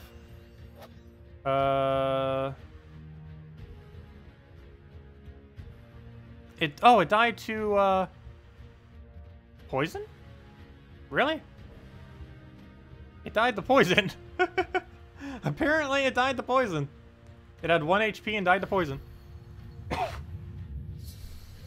It threw me off because almost nothing ever dies to poison this late in the game. It's possible, but very unlikely. I'm not even bothered taking a skull. The mana's better. Actually, you know what? I probably should take one skull because of what he is. Because I can't... Oh, never mind. We don't have Gargoyle. Because I was going to say, we need a skull hit in order for him to die off a Gargoyle. But never mind. He doesn't even have a Gargoyle. So let's go give him full mana. Stop hitting the same one. I guess we'll Yali here. Doesn't that boost ratio based on our other thing? Yeah. It boost ratios on Naga and Undead, so that'll help. Oh yeah, never mind. Duh. It's you who boost on Naga and Undead. You boost on something else. Poison and Deathmark. Oh, never mind. My bad. I thought it was the other way around. That's good then. Because whenever this gets summoned, Yali actually does slightly more true damage. Not a lot, but enough. Well, we have a problem here now. We don't have any good way to kill. How much damage are you? You're currently enough to true damage kill first and last slot. Wait, why did I take skull? I literally just said that and I'm taking a skull. I guess we just go get Yali up. Hopefully he doesn't target it here. Okay, good. Him hitting Scorpius there is actually perfectly fine. The only problem is he has a follow-up now. No! He almost has all of his mana back again. I hate that thing so much. I think it's going to be a... Oh, never mind. I thought he did true damage based on magic. I was going to say, that's going to be really annoying at higher level ranges when he can nearly one-shot and steal all of our mana simultaneously. But no, he can only do one or the other. Okay, I need to go cast something already. He is being way too annoying and not letting me do anything because he keeps stealing all my mana and basically getting his cast right back up. There he goes. He finally hit something that had 0 mana. Except I have no good manas to go take right now. Alright, let me take a skull. He gained so much armor from that too, I can't even go kill it right now. There we go, finally. Go to that. He got so much HP from that he now has enough to live. I guess we'll just go get 2 more eyes down. Throw an eye number 1. Can't even Scorpius kill it because they're immune to these. And then Scorpius into... actually, Yali would be better at this point. Let's get green and then Yali double kill. He has Submerge, but he didn't get it up yet, so that's nice. Yeah, Submerge does block her, unfortunately, but oh well. Very rarely would we need her for damage. Okay, let's take a round. It's kind of blocked at the moment, but it's fine. Oh wait, why did I take red? We don't use red anymore now that Gargoyle is dead. We'll try cascading a brown, otherwise we'll take it if he doesn't. And can we get one more? Perfect. Please hit second slot somehow. Exactly what we needed. Good job. Okay. Oh no, he got Lord Ember. He can create reds that we don't need anymore. Alright, this needs to hit anything other than second. Yeah, of course it hit second again. Well, at least we got him to be not a, that's funny. I guess technically we did transform him into a baby dragon, because he transformed out of being a baby dragon. Oh no, we died. Well, never mind. It was already a summon, so I guess it doesn't matter. Okay, I'm going to deliberately not summon just so he doesn't block our brown, so I can just eye him once he dies. So we're going to wait until we have full brown, then we'll Yali him. And then we'll brown kill him off the eye. Problem is, trying to get that brown. It is not wanting to give us one, is it? We'll take that over. Oh wait, I could have moved. Oh no, that wouldn't have done anything. So we'll take the brown. Now we can get away with it. We throw our Yali, so there's only one target. And now he's blocked, but we already have eye, so it doesn't matter. And he dies off anything. Even split damage off of that will kill it. Actually, we can even double kill probably 2 of those. Oh, level 10 chests. 2 baby dragons when they're around. But yeah, let's go claim it. See what we get. 8 mythic ingots with 161 shards. I wonder if those chests actually do have a higher chance of giving mythic ingots. I think this is a coincidence. I don't think it actually has a higher chance. Because how's leaderboard doing right now? We're actually not too bad on it. I guess many people are just doing tier 4 and not going any further. Though it is still pretty early in the event. Yeah, I'm curious how much the leaderboard will change up once level 20 spam is no longer a thing. Anyways, let's go and... Oh, Zeddicus, are you trying for leaderboard? I don't see you on here this time around. Or are you just camping level 20 on it? Well, then again, you can still do leaderboard and camp level 20, I guess. You can do both simultaneously. Alright, we'll grab that. See if we have 200 yet, hopefully. Nope, we did not, but another one will definitely push it over. Here, 1.3, that's worth going for, unless that's a 1.2. Weekend, there's plenty of time.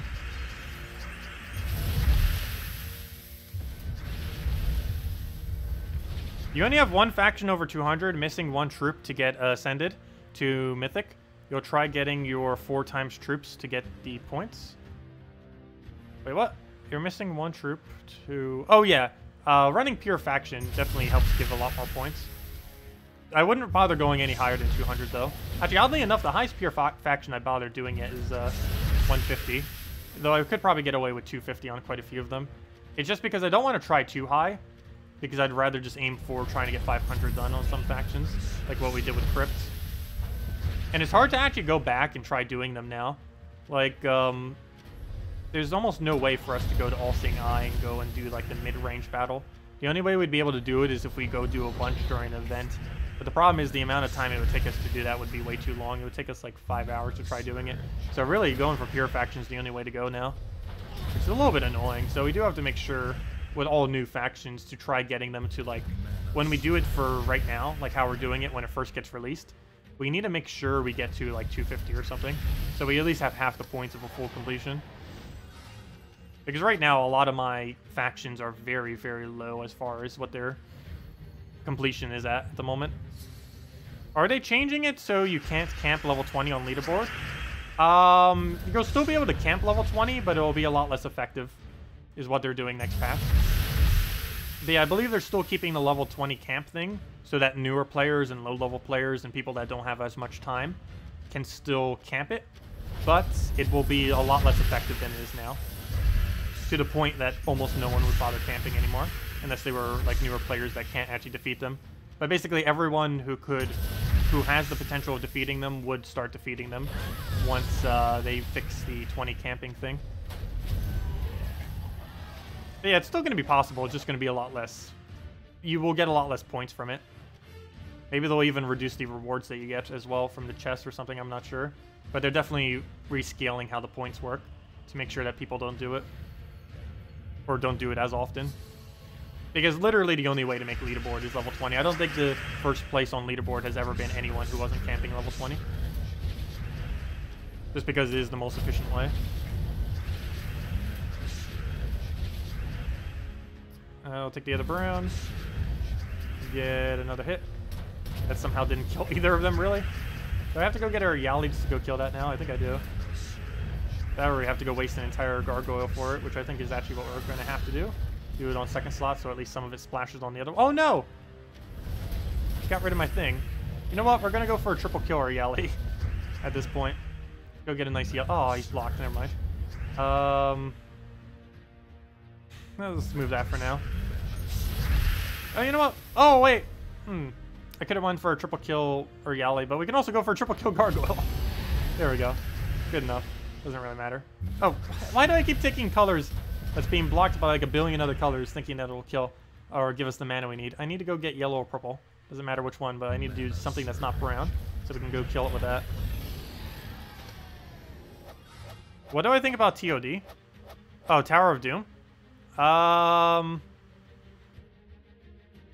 Tower of Doom is basically like what Guild Wars is. In that it gives a bunch of gems and it gives these like specific troops that you can only get from the game mode and other stuff like that. It shares a lot of similarities with what how Guild Wars is set up. But yeah, I think it's going to be a pretty nice game mode. It's the first game mode that they ever added that is actually going to require you to communicate with your guild. I guess Guild Wars kind of is like that too. But this one every single week. Like Guild Wars, you only really need to communicate initially just to kind of get everyone oriented with like what kind of teams you need to use and everything like that. It's how I actually my guild made first place for the very first time when Guild Wars first came out. We were communicating like crazy when the first Guild Wars ever came out. But then after a while, you just kind of get used to what you need to do for Guild Wars, and then you don't need to keep doing it. But the tower is interesting because regardless of how good you are at just like getting through the tower and everything, you will always need to communicate with your guild what the tower rooms are, because you'll always want to know where the next room is in order to progress without wasting your sigil. Because I'm pretty sure there's not going to be enough Val Ravens to do every room. The strategy is going to be have one person basically scout out everything, whoever's going to be doing the scout for your guild, and then after they scout out everything, they just give a gigantic list of what every room is, and you basically just have to keep keeping a gigantic list based on whoever is furthest in your guild on which room is the best one to go for. Because you have to constantly keep doing whichever room will progress you forward. But it'd be the most efficient way to do it in late game. Because you already have the base stats to be able to not die in most instances. Because it'll just be like delves in that regard. So you're going to want to always know what the room that progresses you forward will be.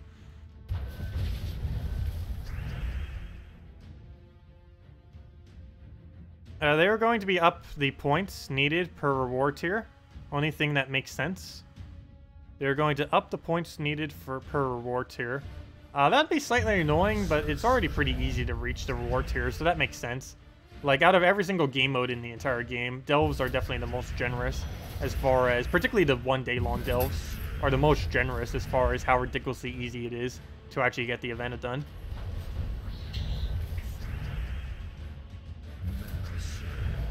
Okay, we'll go and throw a hit down on that. It's the only one we can target. Because more often than not, you can get it done for free. It doesn't even cost a single gem.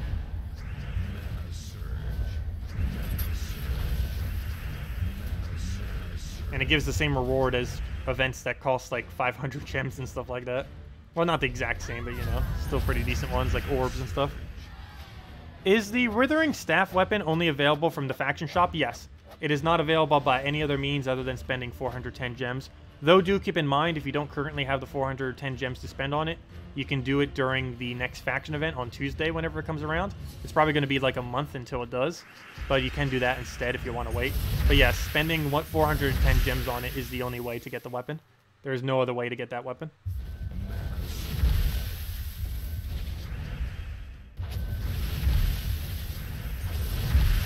And that's exactly what we vault up to. And it's pretty much the best value you can get if you were going to pick any stopping point. Because 410, I believe, is enough for all rewards if you keep moving forward instead of camping level 20. And you get the weapon. Alright, we'll take the blue down. Take a... Oh, we're about to get hit by our first ever mega... Oh, never mind. Nope. I lied. By the first ever bullet, but nope, we denied it in time. Perfect. Do we Uriali or do we something else? I guess we Scorpius is what we do. Perfect. And he dies off anything. He couldn't survive. He looked at the other side, he's like, nope. And down it goes. Okay, let's go do tier 4 room, right? Yeah, tier 4 room can't possibly be less. The lowest it could be is 1.2. And the only 1.2 tier 4 room is a bullet, and we already did the bullet. Tier 4s are really weird. Every single one's a 1.25 except for bullets. Yeah, bullets is the hardest stealth battle in the entire game, pretty much. Doesn't make any sense. But it has the least amount of variation of any current tier. Like, all the other tiers have at least like a 1-point gap, if not larger. And for, oddly enough, the tier 5 has a 3-point gap. But, yeah, it only has a 0.5 gap for this one. The lowest gap out of any of them. Tier 4 battles, that is. Okay, we'll cast on him again, because I don't think the other way around would have been enough damage. Scorpius isn't really going to do anything, so we're not going to bother. What's the best way forward? I guess we'll take a blue for now. Try getting another Reali going. I guess we'll skull kill it that way. Scorpius isn't going to be enough, so we'll just keep taking manas. Why'd I give him that? Oh, Reali into Scorpius will be enough for a setup, though. Oh, no, it won't be. It'll still survive with like 3 HP or something. That we just gargoyle it and then do something from there. Like Scorpius into Reali. And dead. There we go, level 3 chest, which means we total a level 7 chest. Oh, unless we get one here, in which case we get a level 8. Hello, Kiza! Welcome!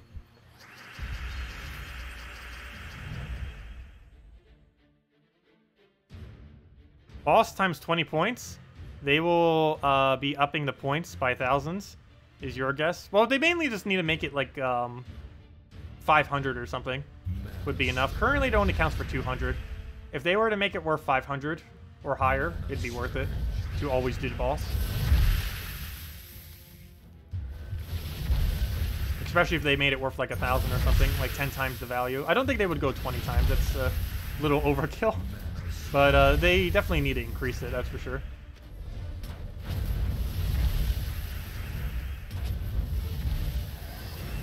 Okay, what do we really need here? I guess start getting Scorpius up would be our best bet. And if we see a brown, we take a brown. Scorpius is the main one we need to get here. So we'll take that brown. Go throw an eye.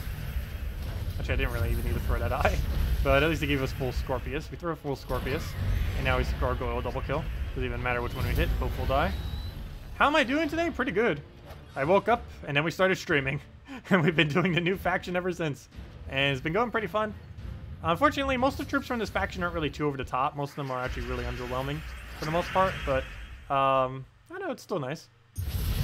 Actually, I didn't even realize this, but this reminds me a lot of Lady Arnariel.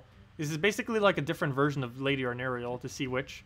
Though, oddly enough, it's a Lady Arnariel that has immune to mana drain. They were originally going to get that off of Lady Arnariel. Oh wait, did they not? They ended up increasing Lady Arnariel's mana cost from 12 to 13, but I believe they still kept her with mana drain immunity thing. But yeah, they're both basically the exact same troop, oddly enough. They just do slightly different color.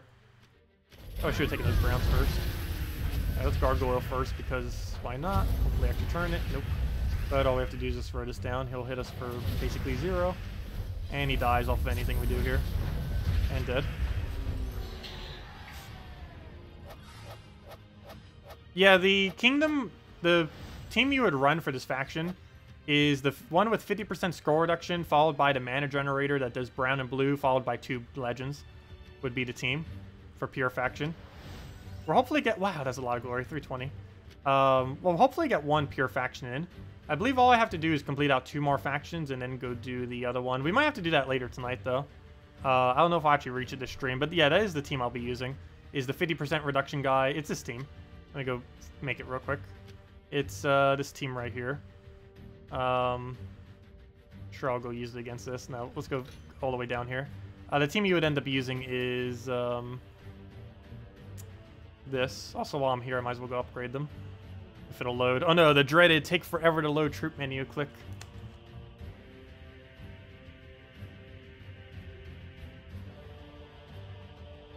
Oh, they actually announced it already? Non-boss rooms earn 5 times delve level points.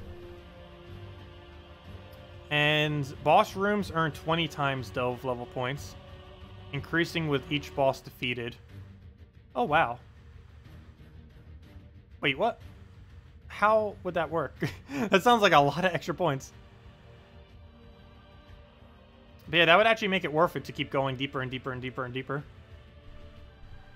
Even once you're really deep, it would be worth it to keep going deeper at that point. Okay, anyways, let me go and build the pure faction team, just to show it, since I haven't gotten a chance to show it yet. We will be covering a video on everything with this faction too. Probably not today, but tomorrow. But yeah, pure faction is this. Oh, not that one. Hammer Claw, Sea Witch, Double Deep King, and the banner. I actually don't know banner yet. What are we missing? We're missing yellow, and we should be missing one other as well. We're missing yellow and we're missing red.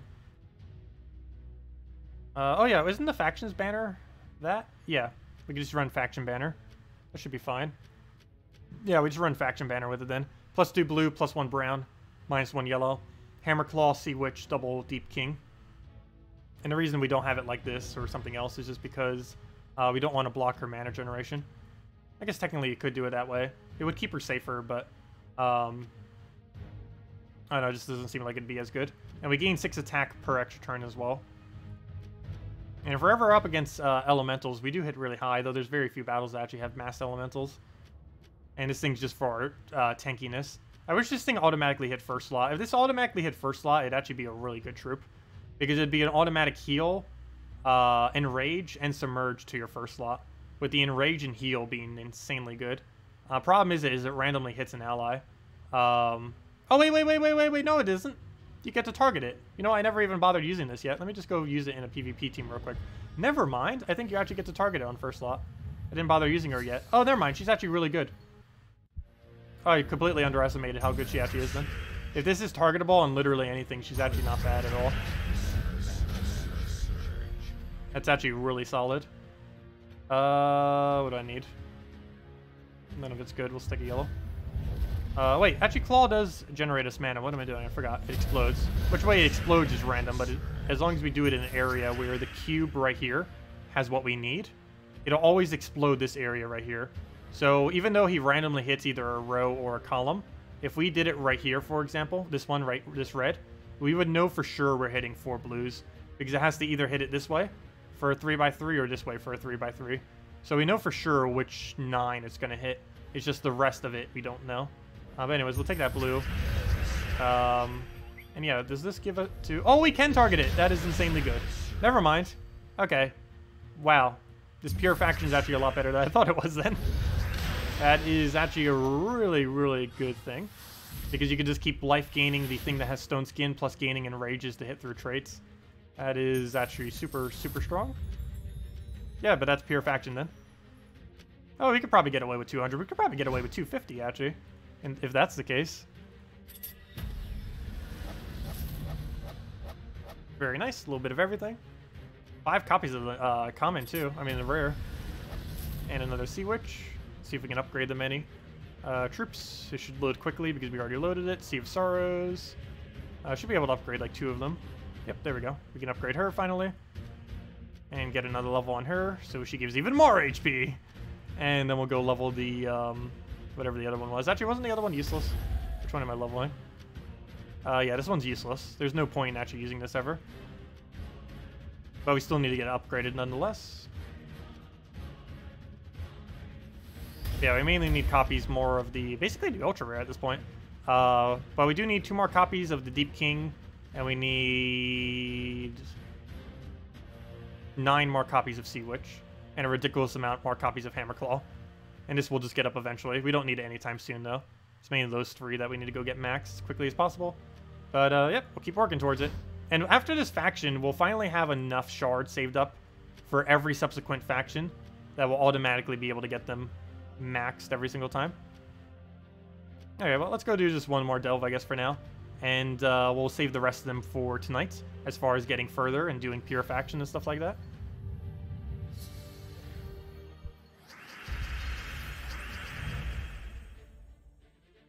Okay, what do we need? We'll just take a blue for now.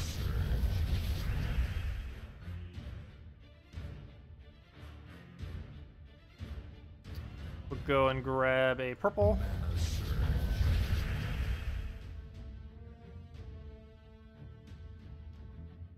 Just reading through some of the chat. I have no clue what just happened with that conversation.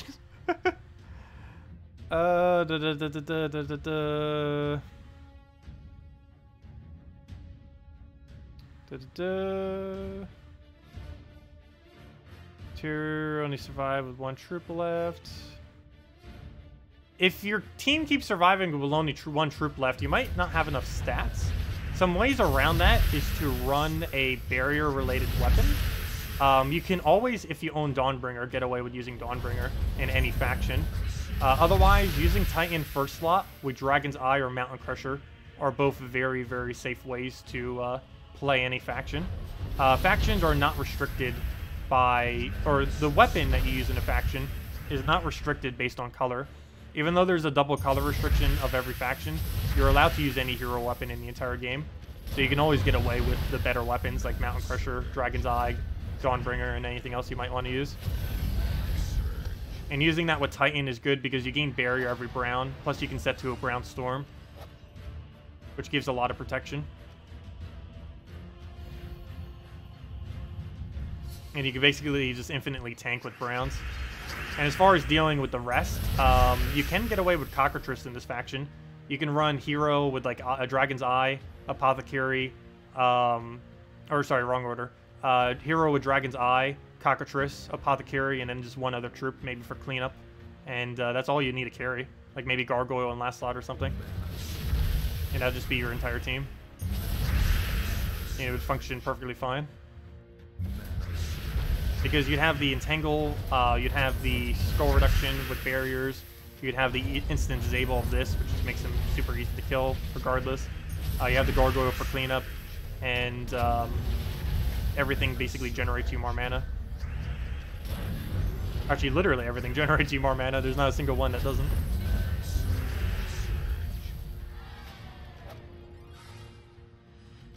Okay, that one we don't need. That one, I guess we just go take the higher tier rooms.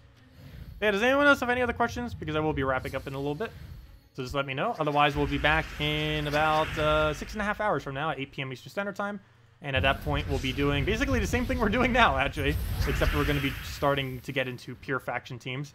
But yeah, we'll be doing basically the exact same thing tonight. We'll also be doing very similarly tomorrow when we do our stream. Going through the delves of the Sea of Sorrows. Because I wanted to get all my battles in and basically get it to completion. That's the game plan between today and tomorrow. Okay, he's going to hit us really hard. Can we stop him?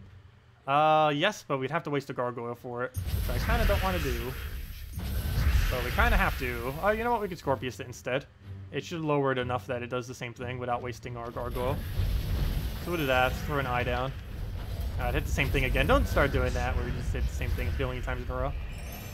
Oh, I can't even kill the baby dragon now. Really? I believe once he transforms, he loses his barrier, though. So we just have to play the waiting game. What do we need? All of it looks bad. I guess we'll just take a purple for now, start getting him up. He's not wanting to cast it for whatever reason. We'll stick a brown for now. Grab another brown. Get the mana that we need. Please hit something else. There we go, good. And now he transforms, so he's killable. Wow, Worldbreaker. That's the best summon he could have gotten. But we'll go do that to get rid of the barrier. Now we'll go and instant kill first slot because he's still poisoned. The only one on the team that can be poisoned. And we just skull into apparently another skull. Was going to gargoyle him. But he still dies regardless. Okay. Take the tier 4.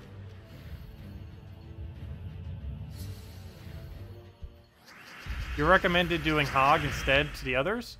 Use 10,000 seals to get them all mythic, but still missing one. That can happen. It's normally the rare that's always missing if you're trying to max out any of them.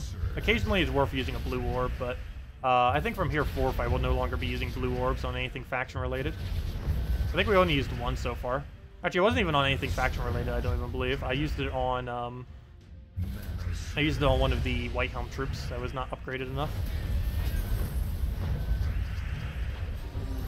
Okay, there's so many things that have immune to poison. Like, you never notice them until you actually need to go and use it. But like I mentioned earlier, there is more things immune to poison in this game than any other immunity. And there's even battles of like pure undead and stuff, and every undead in the game has immune. And a smash, we can skull poke him. And down he goes. And that's for a 1.4 multiplier. Let's go grab actually, what are these two? Are either of them a 1.2? Neither of them. So yeah, no weird order. We just take this for both the tier 4s, both the tier 2s, final boss, and that's that.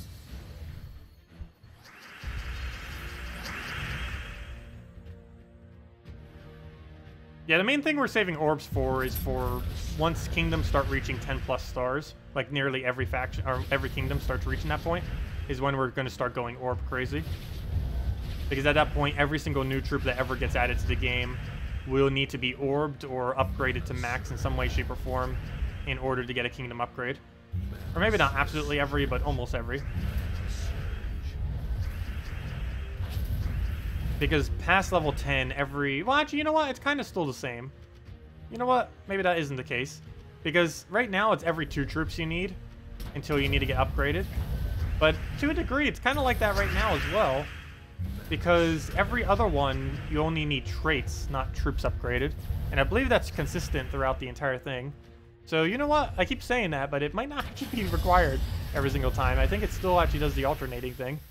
Because you would, because every second one is traits instead of level.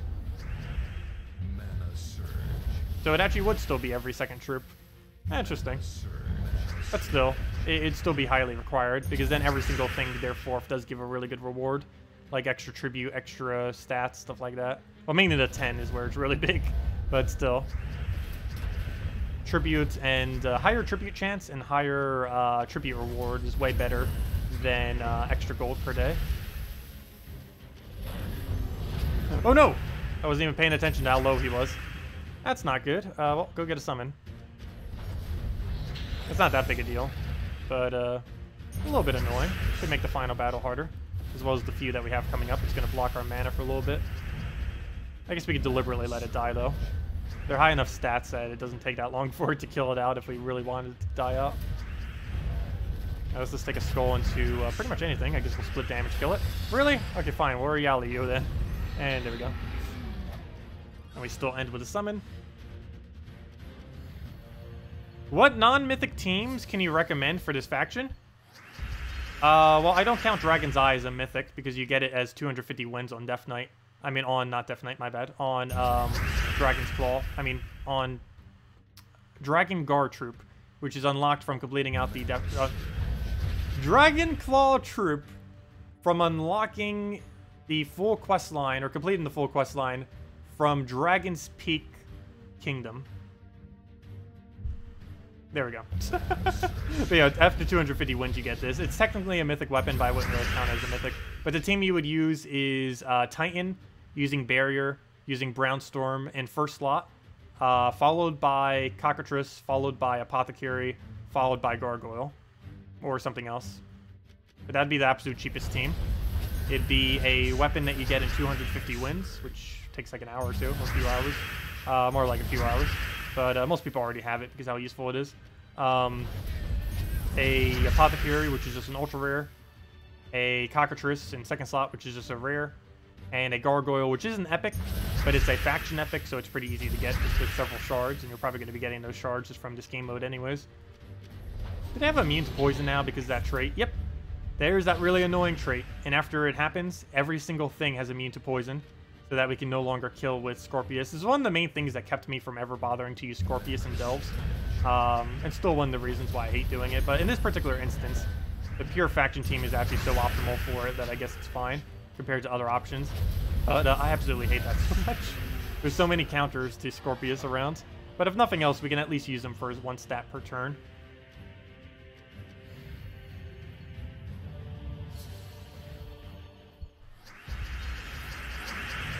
There you go, we'll take the red over, grab ourselves some brown, grab all the reds there, get all that going, take another brown. We take another brown on that brown. Get a good eye down. Actually, we could take another yellow or brown there as well. Didn't get the red extra turn, just do whatever. We'll take another brown, go get a good eye down on him. Actually, let's take those reds first. Oops, that was almost the wrong move. If that was a move, I would have accidentally taken it. Let's go get another yellow. And wait, how are they poisoned? Oh, never mind. Duh, you're poisoned because for a second I thought he was poisoned. Okay. Yeah, actually, they would be double killed right now if they didn't have immune. I guess we still go for it, so we'll do that. Oh, maybe I shouldn't have done that because we might have wanted to have gotten Yali back up so we have a tank because he kills it in one shot, which is almost guaranteed going to happen. Worst comes to worst, we can just take blues and yellows, though. So we kind of have to take the skull, just so he doesn't kill us. I can't take that brown because he'll kill us if I do. Or do we just let him? You know what, I'm just going to let him kill it, just so we can get dry. Oh, never mind, it didn't even kill. Okay, that works. And he died. Oh no, he didn't even die! Oh well, it's not that big a deal. We'll go to that and kill it with our Yali. Oh, we still get to summon, perfect. And down he goes. I don't know, we don't really need that summon there. We get a quicker Dragon Eye for final battle if we didn't have it. It is slightly safer having it, though. See you, Michael. Have a good day. See you later. Yo, I'm also going to be calling it a day after this. Well, not completely, but, you know, until later tonight. So we'll go take that red. If anyone still had any other questions I may have missed or anything, feel free to leave them again, and we'll go over them. Otherwise, we'll finish after this battle and then the final room. And tonight we'll be running Pure Faction and giving that a test to see how that rolls. Now, let me take those browns first. Every single thing on our team requires it, other than our Yali. And Scorpius, unfortunately, won't kill because it has immune. I guess we'll just go the Dragon's Eye route. We'll go Scorpius, and then we'll go Eye, and then we'll go Ariali. Or split damage, either or kills it. And there we go. And in the final battle. And that will bring us to level 140 then. And we'll try the first pure faction at 150. Not this stream though. Okay, move the blue over, get all the reds. Oh wait, duh. Why did I not take it for all the blues? We don't use red anymore. We're not using gargoyle. Well, we are, but it died. Okay. Take a yellow over. Grab a eye down. Hit the legend. Nice. They cannot be poisoned because they still have that trait. Stunning them would remove that, but there's no point in putting a stun. There's no room for Corvash on this team. Though we technically can use Corvash if we wanted to. It just doesn't fit on this particular team that well. We'll go to that. Get another eye or two down, and that's match. Oh, I wish that could have been our mana. But we'll go and just go and throw a nice hit down. We got the mana. Go for Scorpius first just to go get the kill. Eye him down, and that's match. Hopefully he doesn't kill. Okay, never mind. Well, we can go kill it with whatever. It doesn't matter. There we go. Exactly that. And that is that. Level 7 chest. Not a huge one, but still. Get our loot from it. Open whatever shards we might have laying around. And 100 on the dots. And we got another reward as well. Nice. And we still have several more reward tiers to go get. And the big orbs coming in at the end. Well, actually, they're all smaller orbs, but, you know, a lot amount of them. A high amount. Grab that. See if we have a 200 to go open. Otherwise, I'll probably still open whatever we have left. Let's open these one at a time. Horrible. Okay, that's decent. Horrible. Good. Worst possible drop that you can ever get. Good. And horrible. There we go. Okay. And that's that. And we'll run those two battles for pure faction later. One for 150, and if 150 works, we run it at 200 for the next one. Let's see. But anyways, guys, thank you so much for coming down. I'll be back. Oh, wait, let me read through chat a little bit. Finally called a live stream. Glad you can make it. Unfortunately, we're ending the stream right now. But we will be back in 6.5 hours from now. And also this stream will be back, or should be uploaded later today. Let's see, anything else? And that's just a conversation between you two. You're not getting any renown from your battle chests. What are you doing wrong? You have to be moving upwards. You only get renown based on these factors. If you're moving to a higher difficulty that you haven't already defeated, you will get more renown. If you win it at a higher difficulty with no casualties, which includes if you summon. So if you die and then summon, that still doesn't count. But you have to keep the original 4 that you started with alive the entire time. And then you get points for that. If you run with pure faction team, which means you have to run 4 troops from the faction itself, you'll end up getting the points for whatever the highest level you do with that we haven't done a single time yet. And Treasure Hoard. This is not within the delve itself, but as you get the Treasure Hoard upgraded towards level 100, you get points. And once you get it to 100, you have it maxed. You can still go further than that, but it doesn't give you any more renown past that point. But yeah, if you're not getting any higher renown, that means you're likely doing a delve that's of a lower rarity or a low level than what you've already done, in which case you will not get any renown, but you'll still get the full amount of rewards, just no extra renown. Renown's always based on just the highest room that you do it in for those 3 factors. The highest room that you do, the highest room you do deathless, and the highest room that you do with pure faction team. Also keep in mind, you do not need to do deathless and pure faction simultaneously. You can do pure faction separately and then do deathless separately. And the how deep you go will just automatically go up over time.